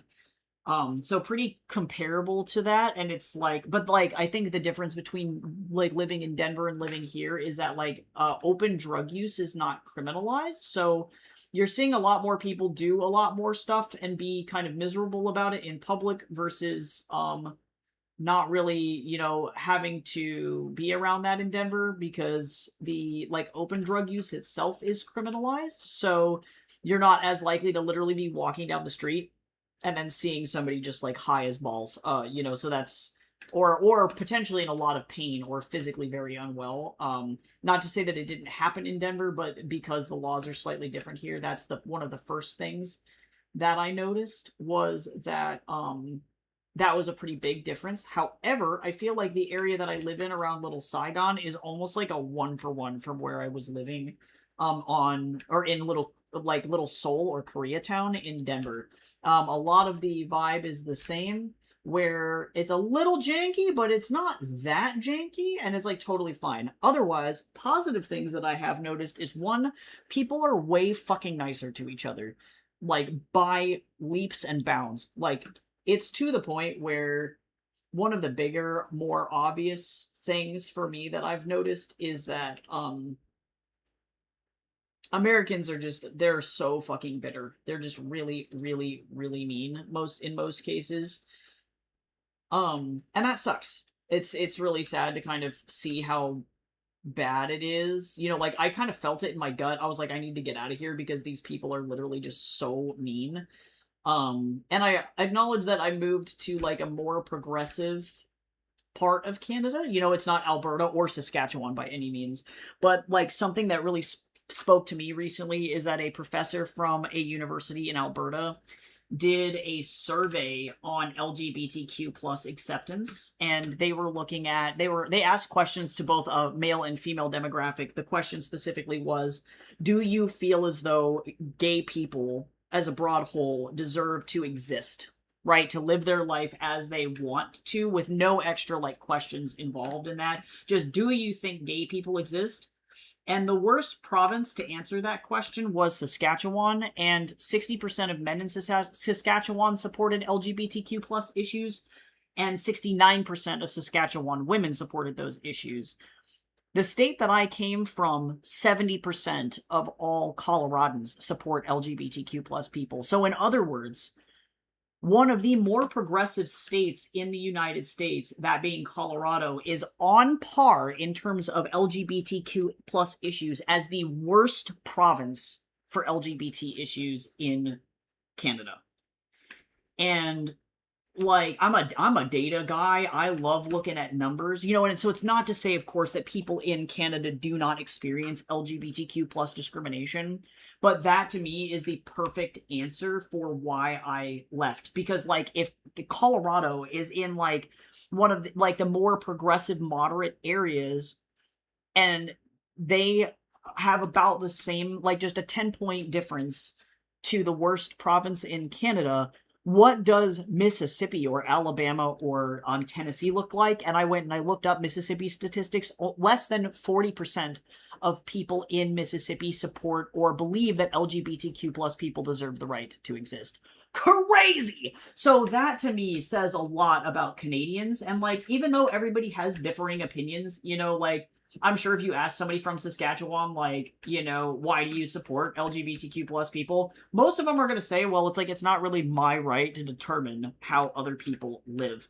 So that I've seen reflected in a lot of Canadian culture, in the sense that it's like, people just mind their own business, right? Like, in America, I constantly had to worry about what navigating around outside was going to look like. And in some cases, even in a pretty decent state as Colorado, I was unable to go outside and hold hands with my husband out of fear of being called a slur, versus just wandering around Vancouver. Like, I recognize it's ultra progressive here because it is like the LA of Canada, but like, it is so encouraging. This is what did it for me. We were down off of Main Street going to the grocery store, and we were in the car, and there was a kid, probably like a 13-year-old or 14-year-old kid, walking around in a very, very, very urban area with no parental supervision. That would never fucking happen in the US unless you're living in like a really, really, really like rural area. And it's like the same 4 people you've known your whole life and you're white, right? Like, that would be the overall vibe there, is that you'd have to be, you know, in the hometown that you grew up in, etc., etc. So that to me, as like a person, is a very positive sign, because that means that parents are trusting their kids to go just walking around. And it's not to say that there weren't kids walking around in Aurora when I was living over there, but those kids were often like actually hustling. So they were, cleaning car windshields or shining shoes, or in some cases with a lot of Latino kids selling food, flowers, stuffed animals, those kinds of things off the side of the road, because they were like Latino American or Latin American, just like immigrants, right? Están inmigrantes. They were, trying to effectively make money for rent because they were Venezuelan, Honduran, El Salvadorian, whatever, and they didn't have enough money for rent. So like that was the vibe, is that it's like even the kids are so poor that they have to start like hustling on the side of the road, versus being up here and you're watching moms walk around their babies, and every neighborhood is alive every single night with people going out until 8, 9, 10 p.m. with their literal infants, completely unafraid of any crime. And that's insane. And like, as I said, I've encountered up here now my fair share of homeless people. So there are dudes like, my favorite guy so far was a dude that was really blitzed out of his mind, and he just was like walking around asking everybody like food and money and just yelling at the fucking top of his lungs. But I also had somebody actively ask me if I was a drug dealer and if I had anything to sell.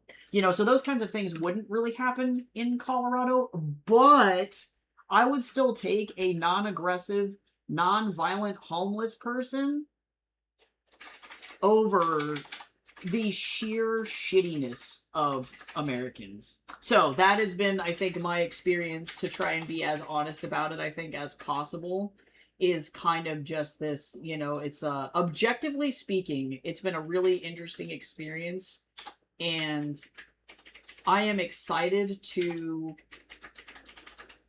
experience more of it to get a better and more well-rounded perspective. But at the end of the day, I'm saving money because of just by living here. I'm saving money, and so that also is a plus. I wish I had a more short and sweet and nuanced answer, but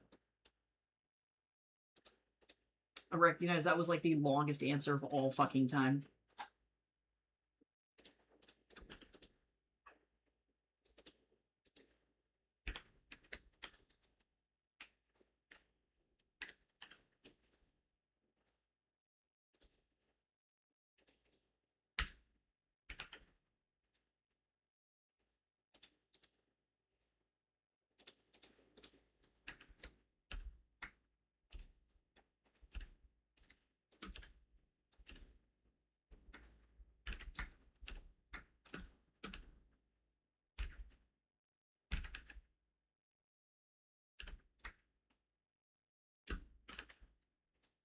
Also, hi Mariner, sorry you caught me in the middle of a long ass rant.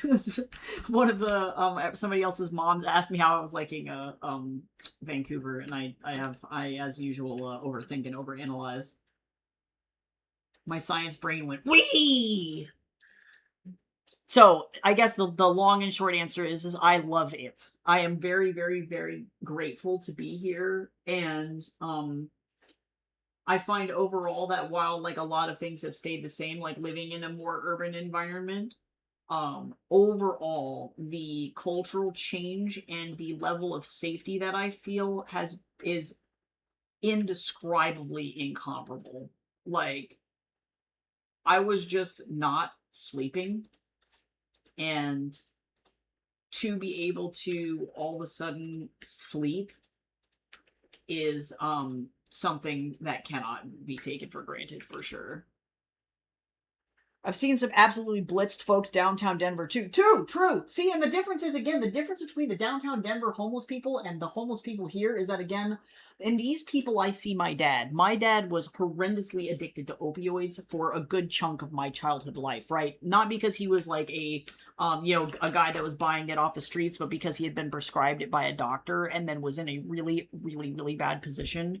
And I know what high people on opioids look like, right? And fentanyl in any urban area in North America is going to be the number one problematic drug at the moment. So I'm not afraid of people on fentanyl, right? Most of them just like can't do anything because your body is like so incapacitated is the word that I'm going to use. That you like if somebody jumped you, you're not going to be able to fight back, right? They're not aggressive. They're often just very in pain and very very tired. So I don't really have, I think, the same um fear. I don't really have a fear when I'm looking at people on fentanyl, especially. But the people in Colorado Springs are like on meth. Those guys are fucking scary, and they will run at you and they will try and end your life. So like it's just a different caliber of like of person. But I've been like threatened, yelled at, um just like overall, it was like a very uncomfortable experience being around homeless people in the Denver or in the Colorado Springs area where I came from. And those guys don't fuck around. Like I've been screamed at and told that I like somebody was going to kill me over the fact that I didn't have a cigarette in Denver outside of a restaurant. It's fucking crazy. Or I've been like aggressively and pedophilically approached before, like as an adult, right? But people will say nasty ass shit. So even the homeless people up here are on a different caliber or have like a different culture than the homeless people in houseless people, truly addicts specifically in the Colorado area. So I think a lot of people assume that it's like one group of homeless people is the same as another group, and it's like, well, you have to ask yourself, like, why are they houseless? Why are they struggling? What's going on? And also too, are there cultural differences that would make somebody turn out differently or act differently when under the influence of strong substances? And the answer, more often than not, is abso-fucking-lutely. Like, so if you're already an angry, in pain, betrayed, hurting, psychologically messed up veteran, for example, in the United States, who's been completely abandoned by their government and has no access to healthcare, when you get high or when you get drunk, you're going to be fucking mean. And that's just like the end of the day because you're hurting, right? It's like any mammalian creature who's in that degree of pain is going to lash out and be violent. And so it's not to say, of course, that there are not violent people here in Vancouver as well, but I've noticed after being here, I think for like 3 weeks, that those people, I have not yet seen one of them. So I haven't seen anybody get aggressive. There was a girl walking around Chinatown in a literal lace miniskirt, and not a single person approached her or harassed her from what I saw. And that was during the middle of the day, of course. So, things at night are always going to get more sketchy, but it's definitely been interesting seeing the difference. Our neighbors are way nicer. Like, people actually want to talk to each other, like, we were wandering around looking for the leasing office. Turns out that they don't have one on this property, or it's like the guy's only sometimes here. He's not always here. But like, first lady we met was like, what you guys looking for? And she's like, let me help. Or like, we were having people ask if we needed help loading in our furniture into our apartment, like, it's like super friendly gay dudes being like, oh my god, let me carry this up the stairs for you. And it's like, bro, thank you. Like, nobody else in the US would offer like that. It's just, yeah, the cultural differences are fucking insane. And you'd think that they would be more similar, but it's actually a pretty wide, I think, wide difference. But I also recognize too that like I'm looking for the positive more often than not because the place that I came from was actively trying to like eradicate me, So I may have a more like rose-colored glasses outlook on where we're at. And as I live here more, that may change, but I have a feeling that outlook is not going to change that dramatically,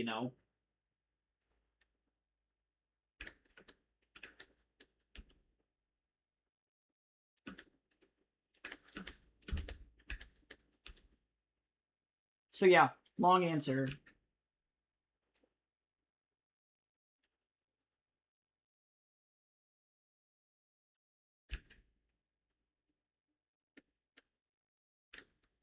I am so glad that I'm not in the US anymore. Like, I cannot even express the sigh of relief.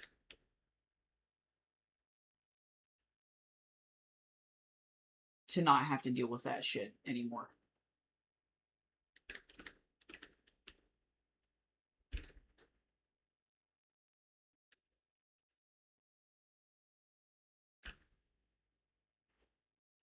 Also, having access to such great fucking food is insane. I have to go to the Tanzanian restaurant that's across the street from us really bad. Like, I have so many questions. I need to know. They have samosas.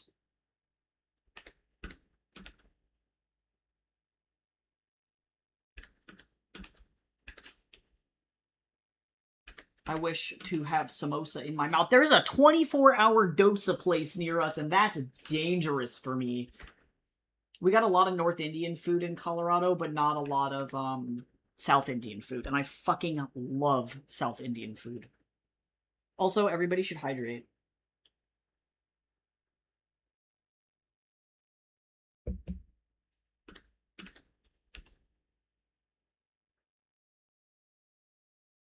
Coconut chutney, best chutney. I wish to go eat a dosa.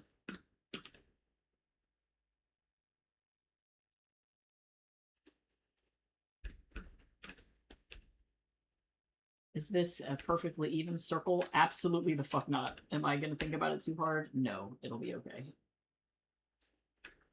It is all right.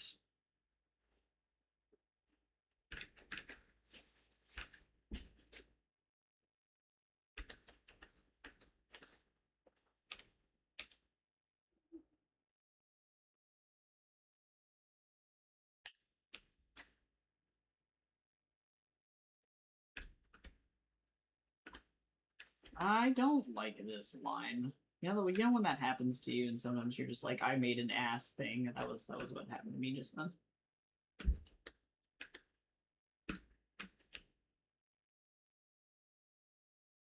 Also, too, another major thing that I noticed is that, like, all of a sudden I actually have a chance at getting jobs. Like, things are not nearly so abysmal in terms of, like, you know, am I going to be able to get work? Like, I've noticed that my applications have lasted way longer in application pools, and I'm not being ghosted nearly as much, if at all. Like, sometimes it does happen, like, when I was sending out, like, cold call, applications and stuff, which is effectively, like, they don't have any jobs open, but you just, like, you know, you just submit anyway because you, or send them an email, like a direct email, and that I know is, like, unusual, and people are not, oh, you know what, help, she had a fucking mouth.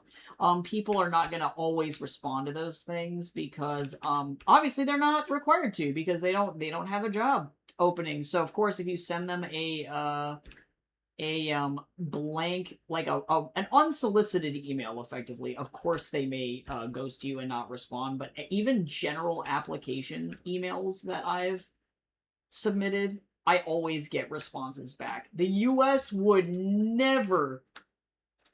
They do not care. They do not care. The email is automatic. Yes. Yes. On that form, whatever email, it will ask you, let me see how that works on my website again, because I have responded to a couple of people directly by replying to the email. And here you'll see on the submission page, email is required. If you're talking about the one on my website, if you're talking about this one, so Liminal House, yes, email is required and it'll help send it back. If you're talking about the art commissions one, you'll see that there is a spot. Hello? You'll see that there's a spot to put in your email. Please put your email in here. It is not automatic, and I do need that email in order to reply back to you. Otherwise, I won't be able to. So, this form is through a different website builder versus, like, Squarespace, but, like, effectively what I had, because, like, I need a social media or an email, you know, to be able to like contact people back. But like legit, I had somebody just put F in every single one of these slots, and I was like, bro, I can't. How am I supposed to find you? But sure, yeah, sounds good. Sounds good. If you have any deadlines or anything like special requests, let me know, and be sure to include that info as well.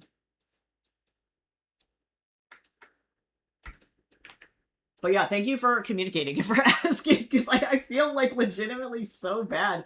I'm like, I'm so sorry. I want to help this person, and then I can't. I'm like, I don't know where they are. And then they're not gonna get a response from me, and then they're gonna be like, that person's mean, and I'm like, no, I'm not. I'm not trying to be mean. I just legit. I don't know where you are. You're gone now, and I am sad. I can't find you. I wish I had that degree of psychic ability, but I do not. I am not that good.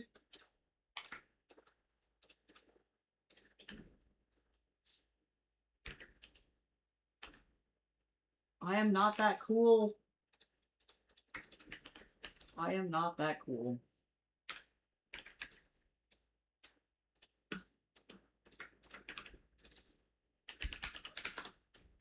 Alright, so now we're going to open this back up. We're going to go back with the Trippy Taco. This one is actually from the front, so we can actually just drop this here.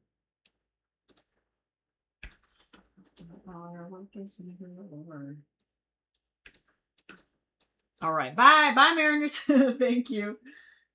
You are awesome. Have a good time lurking. Work is never over.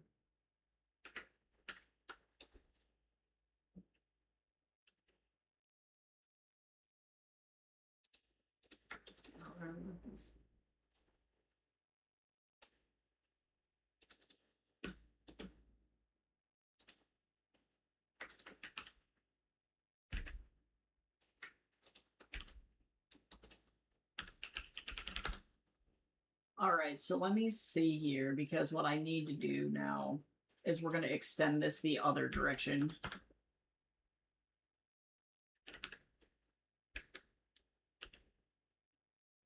And I'm going to extend it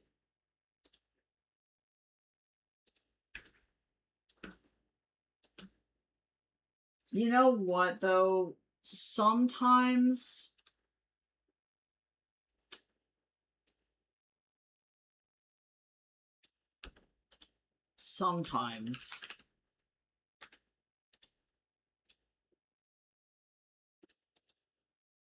Sometimes it's just better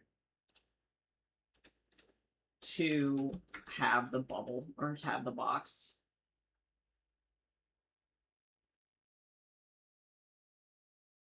Better to have the box. I am making this decision because I don't want to do more work for myself. As much as like having an extended panel would be cool, I would love that, but also again, I'm lazy as fuck. I only got so much time and not enough. Like if I had a whole background artist, I would do that, but I don't. So everybody's just got to deal. Actually,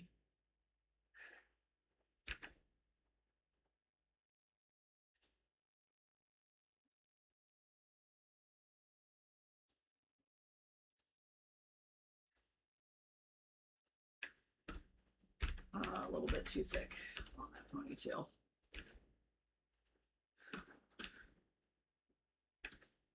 I gotta watch out because I really want, like, Vietnamese food super bad.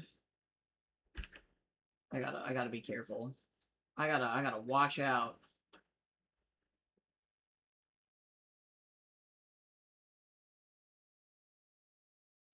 It's time.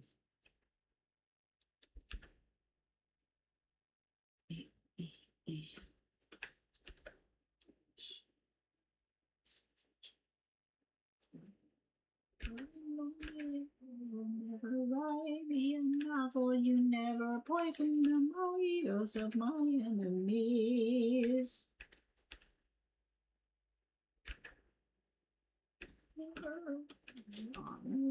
Holy war, you never treat me like Oprah, never go supernova, you never anymore transform into a cloud of bees. That's one of my favorite lines in any fucking piece of music ever written, ever. You never anamorph transform into a cloud of bees is potentially, that's it. That's it for me. That's insane.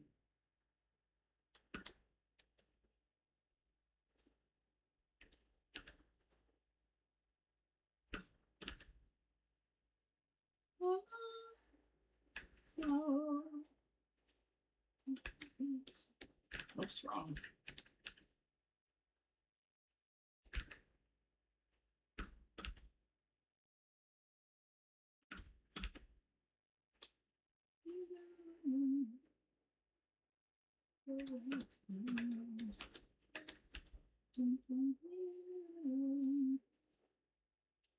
Guys, do you think that I'm gonna have people come after me for having a like immortal man with the spirit of like a 22-year-old dude in him, and then a I just turned 18 character have feelings for each other? Do you think I'm gonna die? How? What are the chances of people trying to actively yell at me on the internet again?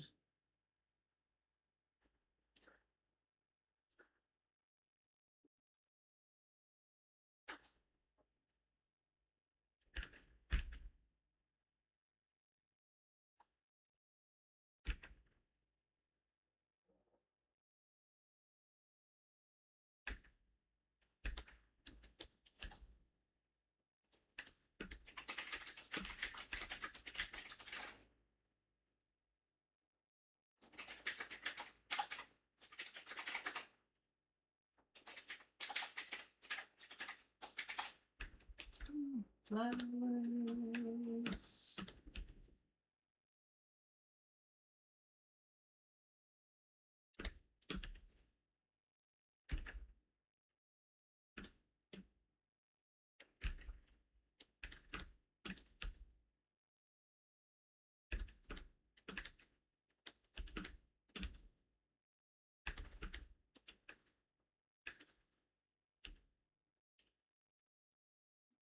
Look at that.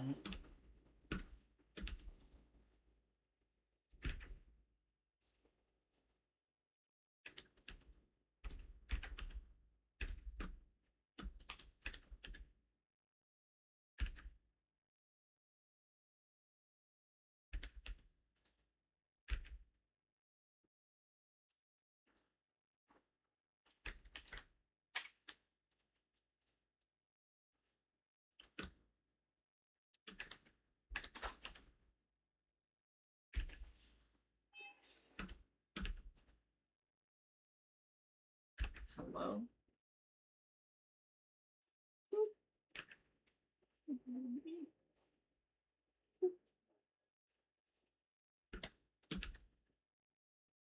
Oh my god. My hands are not functioning, apparently. It's fine. Everything is chill.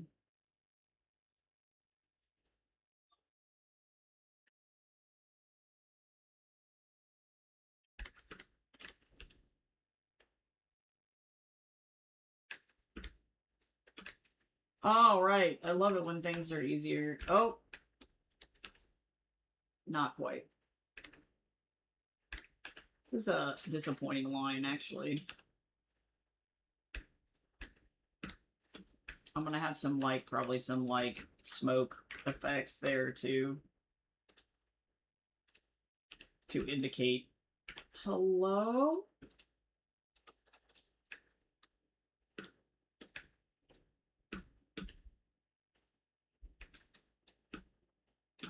Oh, it's right there. Wow, that was rough. I was like, where is the hole?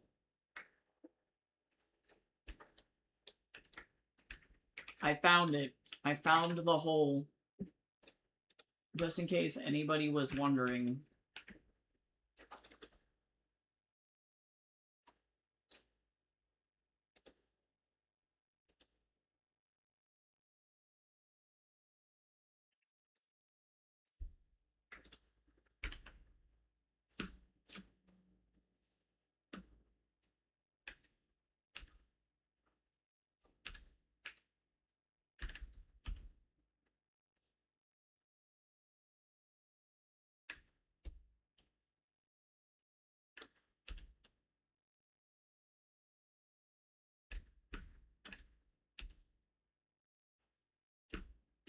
Uh-oh. Uh-oh. Uh-oh. Kara's over there being nasty. No, I'm just kidding. I'm just kidding.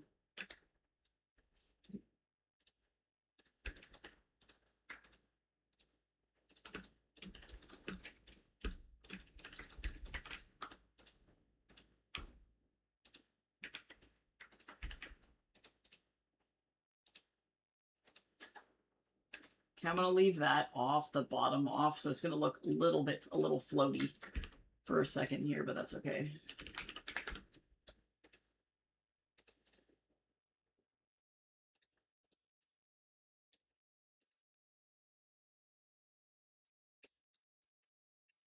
Okay, I forgot. I'm like, what is her... I don't need this anymore. I was like, what does her black eye look like? Poor Sean. Aw, girl.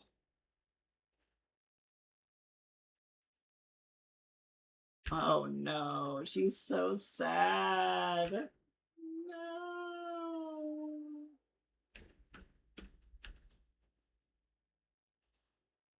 Oh, her eye. No. Rough.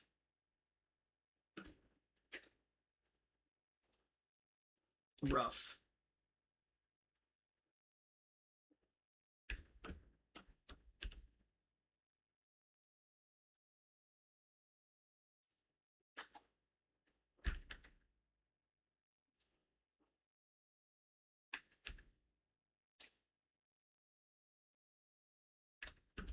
Oh no.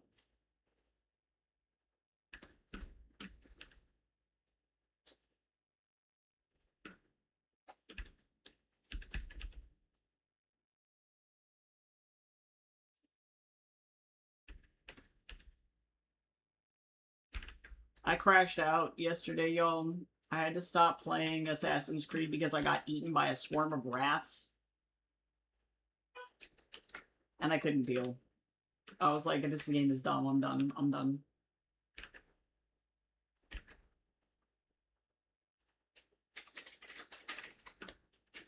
Oh, that's a little bit crazy.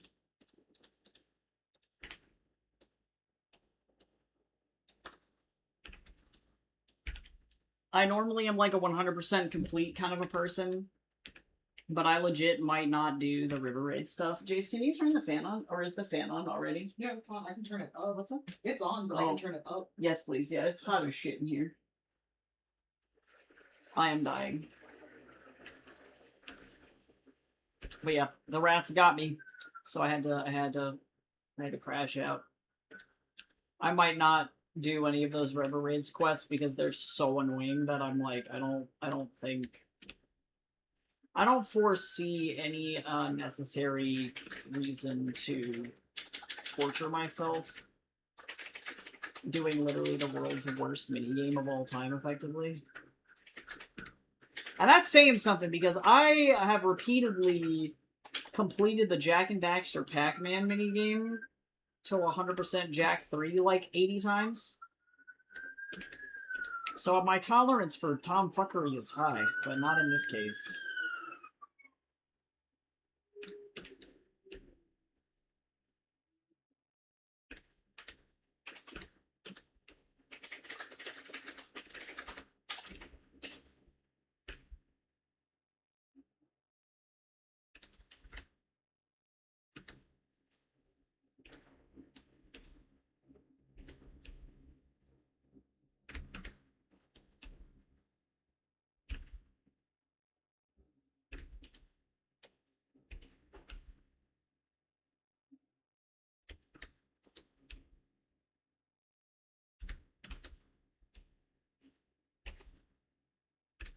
I gotta do a lot of grading today, and I don't wanna.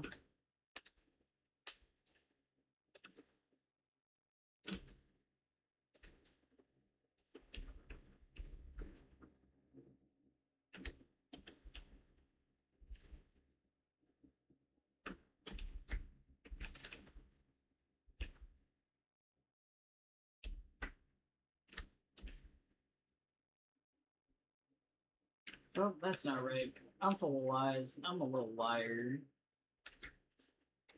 I'm a lying liar pants who lies.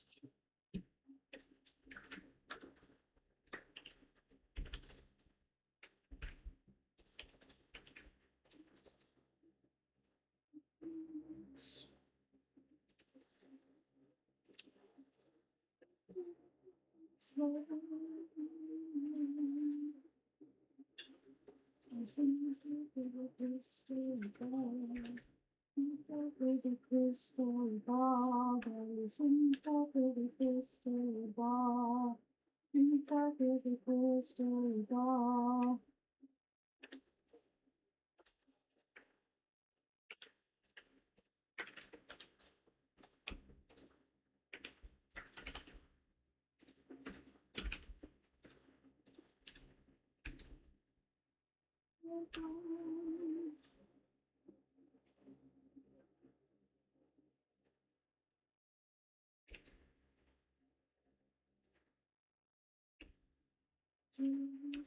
Crystal ball.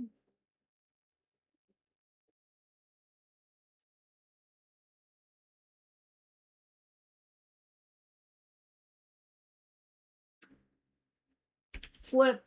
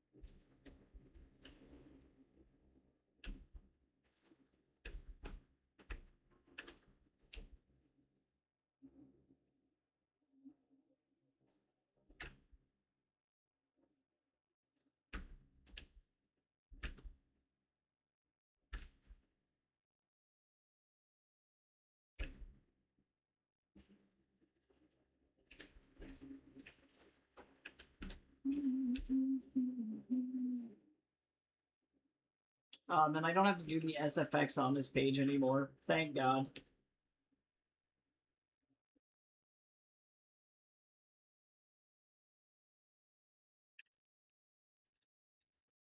I am free!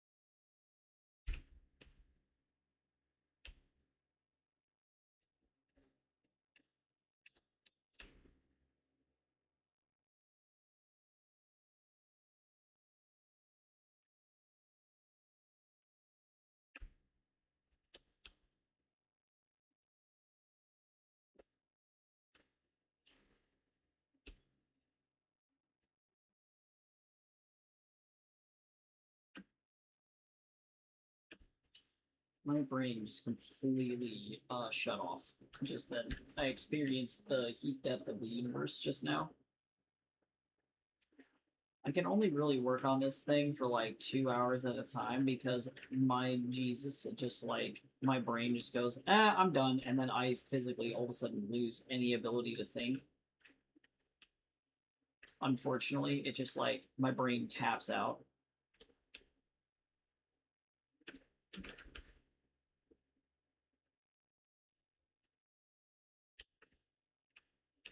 I have seen the end of times. I'm really trying to finish this in the next 5 minutes. If I can make this happen, that would be pretty sick.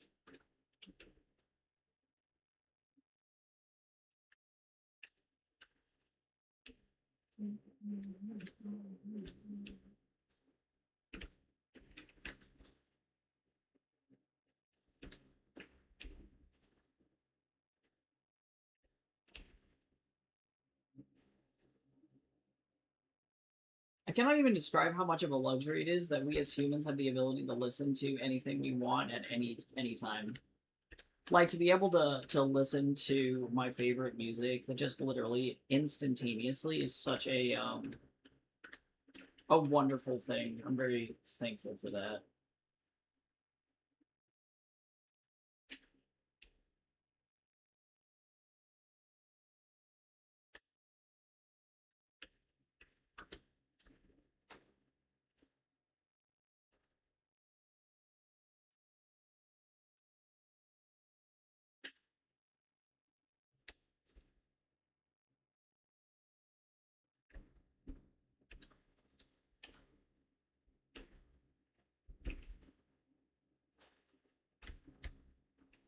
I can scratch the inside of my brain whenever I desire.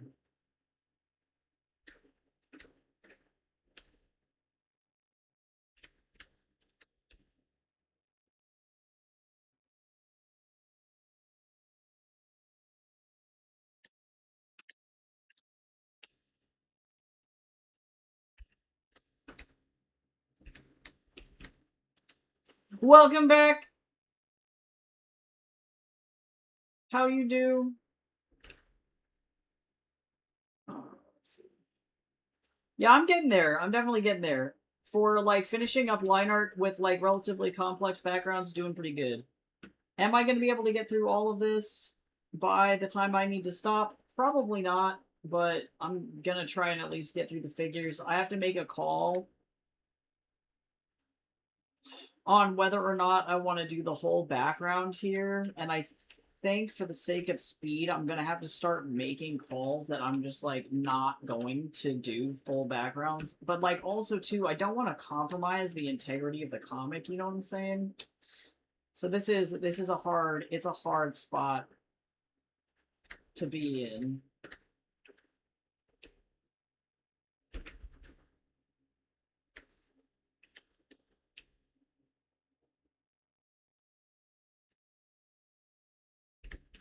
So that's the trick.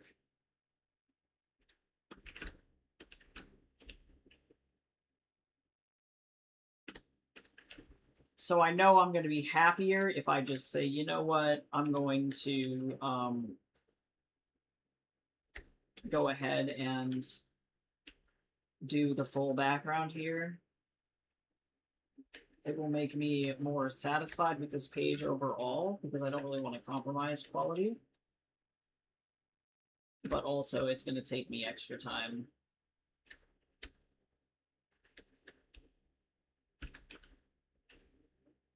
And that's okay. Sometimes these are the sacrifices we have to make!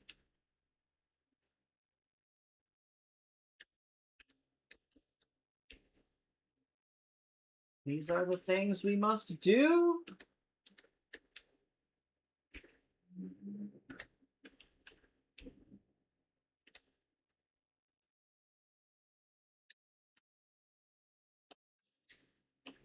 And that's okay.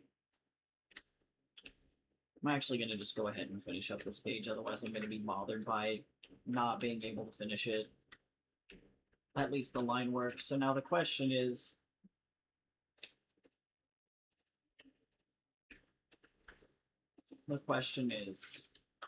how much detail do I want to put in? That's it.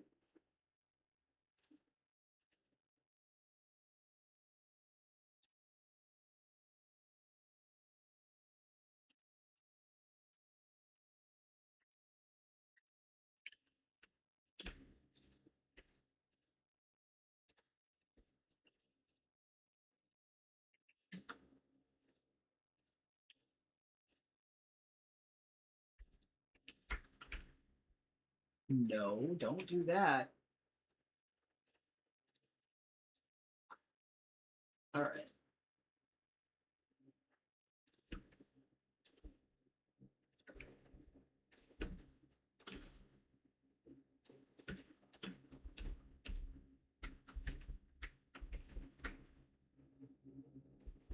Not quite.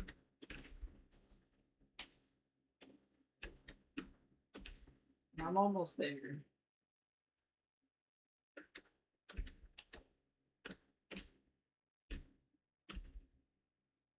Almost there.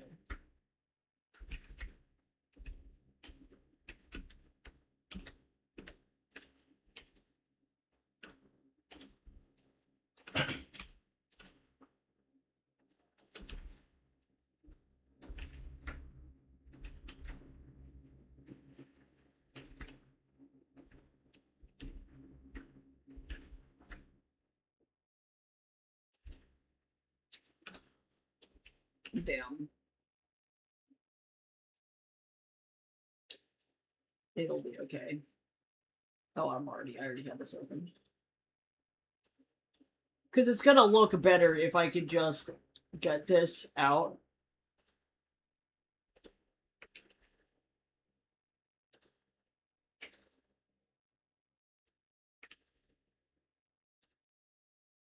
So, I just gotta deal... I don't know, I didn't... No, but this is a wider... It's one thing if they're just having conversations. This is a wider,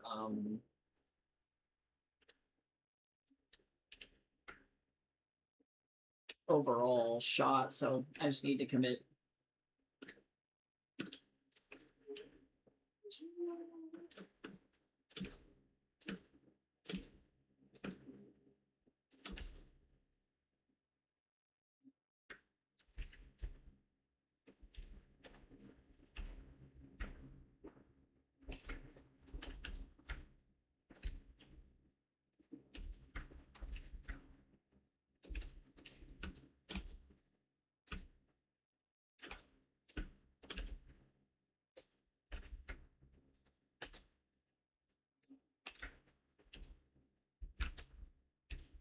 This is not quite right.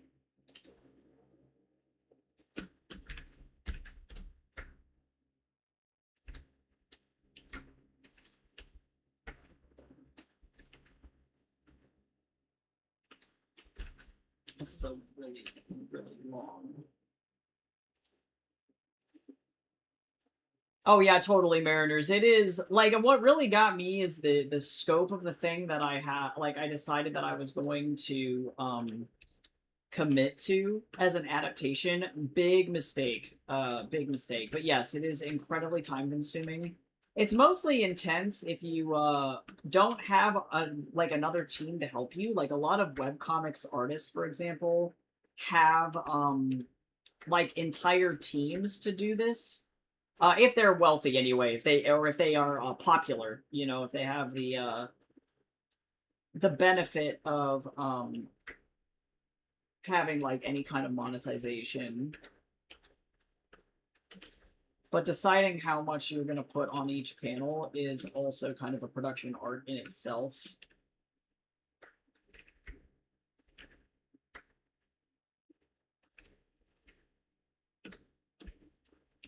And it's worth it. It's just insane.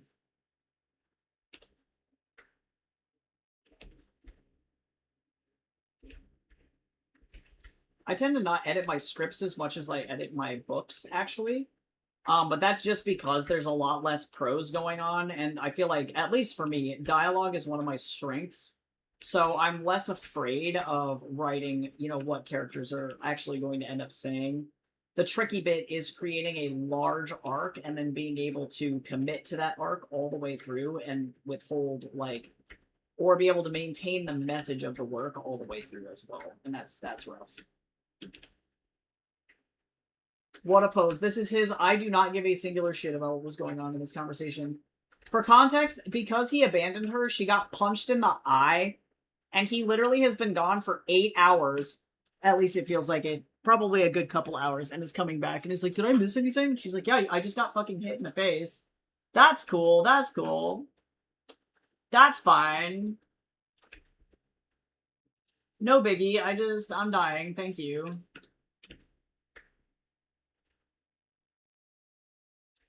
Asshole.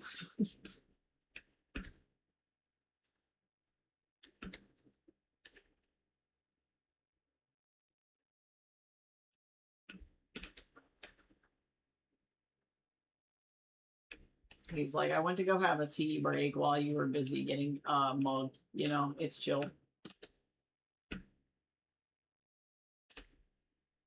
Oh my god, did I miss anything after lurking for 2 hours? Hopefully you were productive, though. I definitely never mind the lurk. That's kind of the benefit of being able to, like, kind of, like, co-work, you know? Body double, as the cool people call it. Which I think is pretty neat.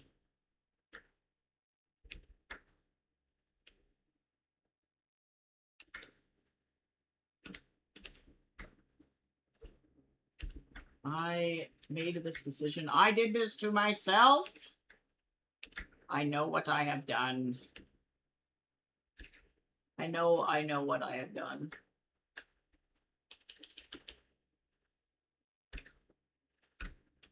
I have done the sin.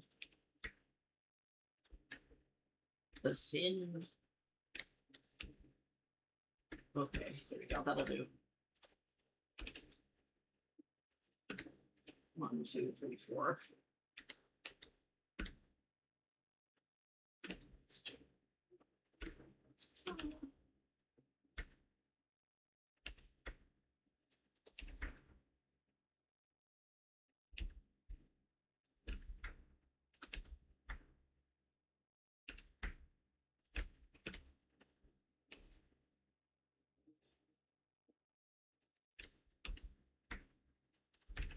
Oh, I'm a fool.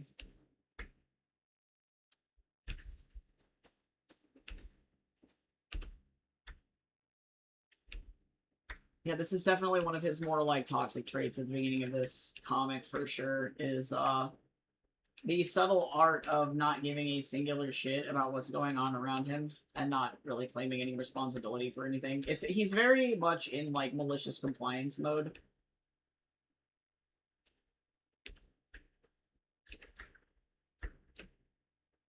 He does not care.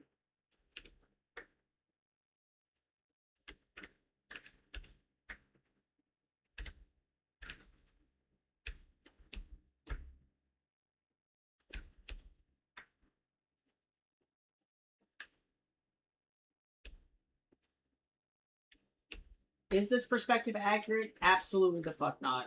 Is it gonna do for this page? Yes. It will do, and nobody has to say, shh, nobody say anything. Don't think about it.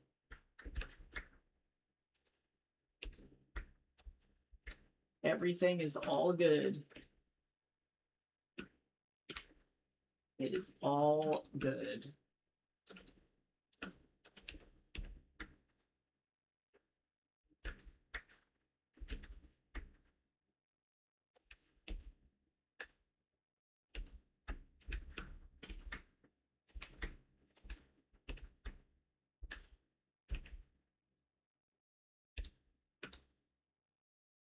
Okay.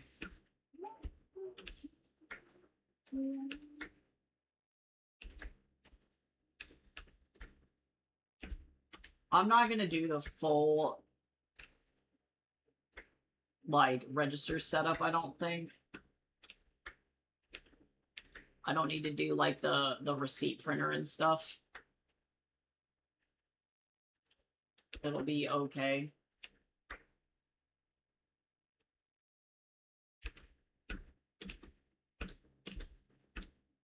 Nobody's gonna care if the receipt printer is back here or not.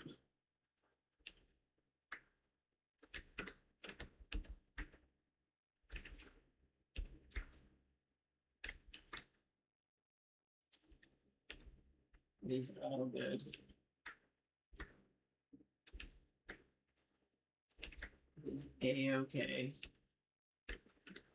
Recognize this camera angle is not in true 1-point perspective. There's a slight 2-point on it, but I'm not going to think about it too hard.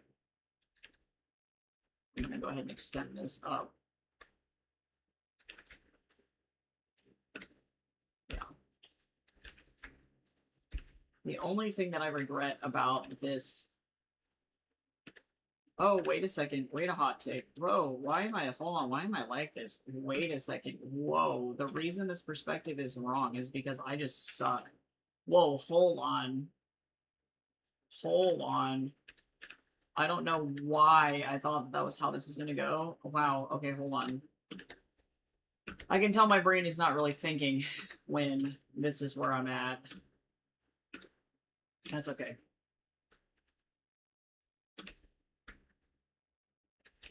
That's alright.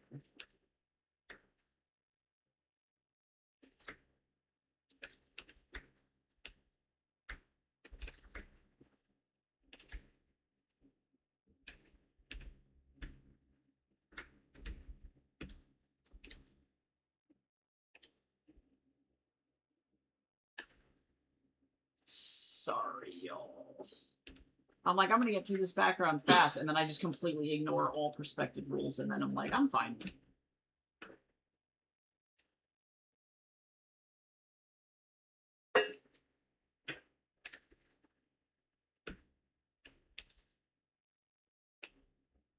So actually, this was fine. These were fine over here.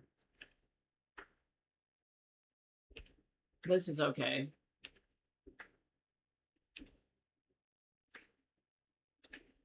This is okay.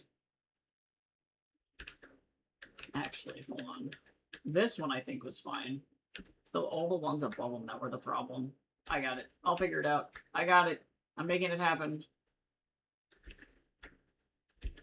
Quick. Perspective. Go.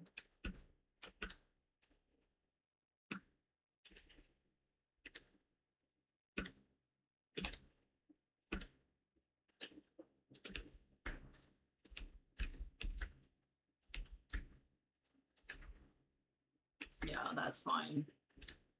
And actually, these are okay too, because then this goes off the panel, so this is fine. It was just the bars. The bars were the problem. We're okay. We're alright.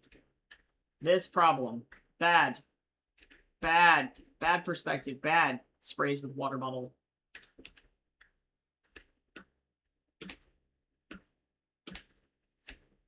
Bad.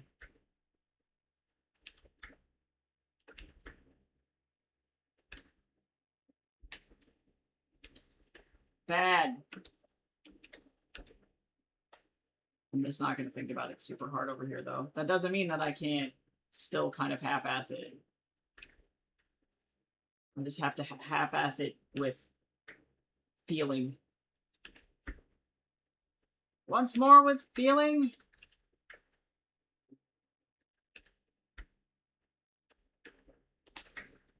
Okay, we're alright. That's better.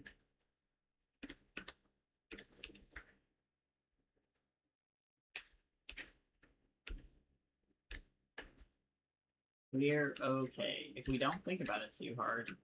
Ah, no, it's still bad. Why am I like this? Sorry, hold on, I'm okay. Half-ass with gusto, no, truly.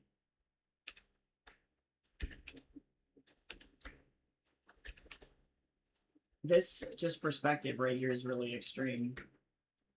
It's alright.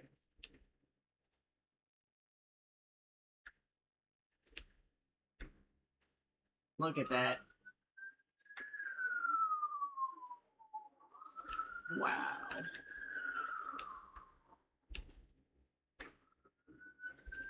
Better? Are we better now? Are we okay now? Everything good? That's better. Holy moly. Holy Toledo! Alright. That was really bad.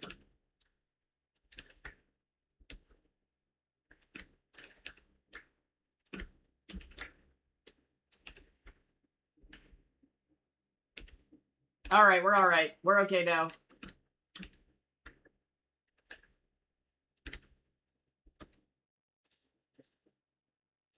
Okay, we're alive. We're alright. I'm not even gonna put the menu back here.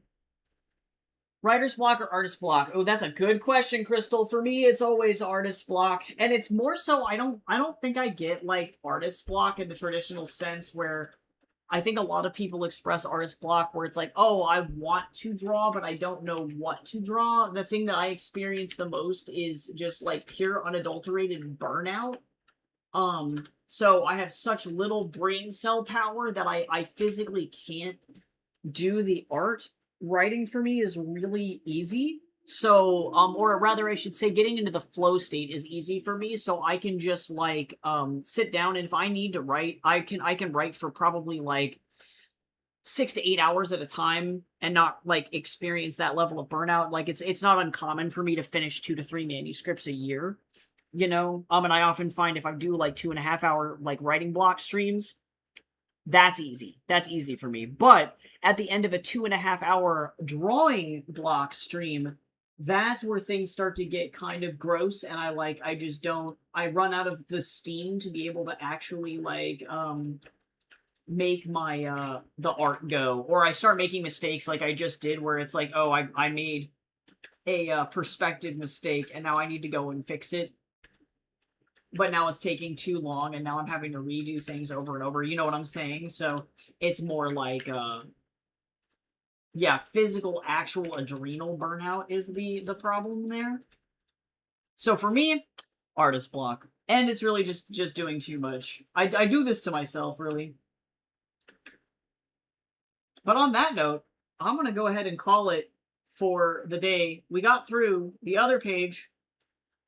And now we will never see Albang ever again. That's okay. It is what it is. I need to make the dialogue matter.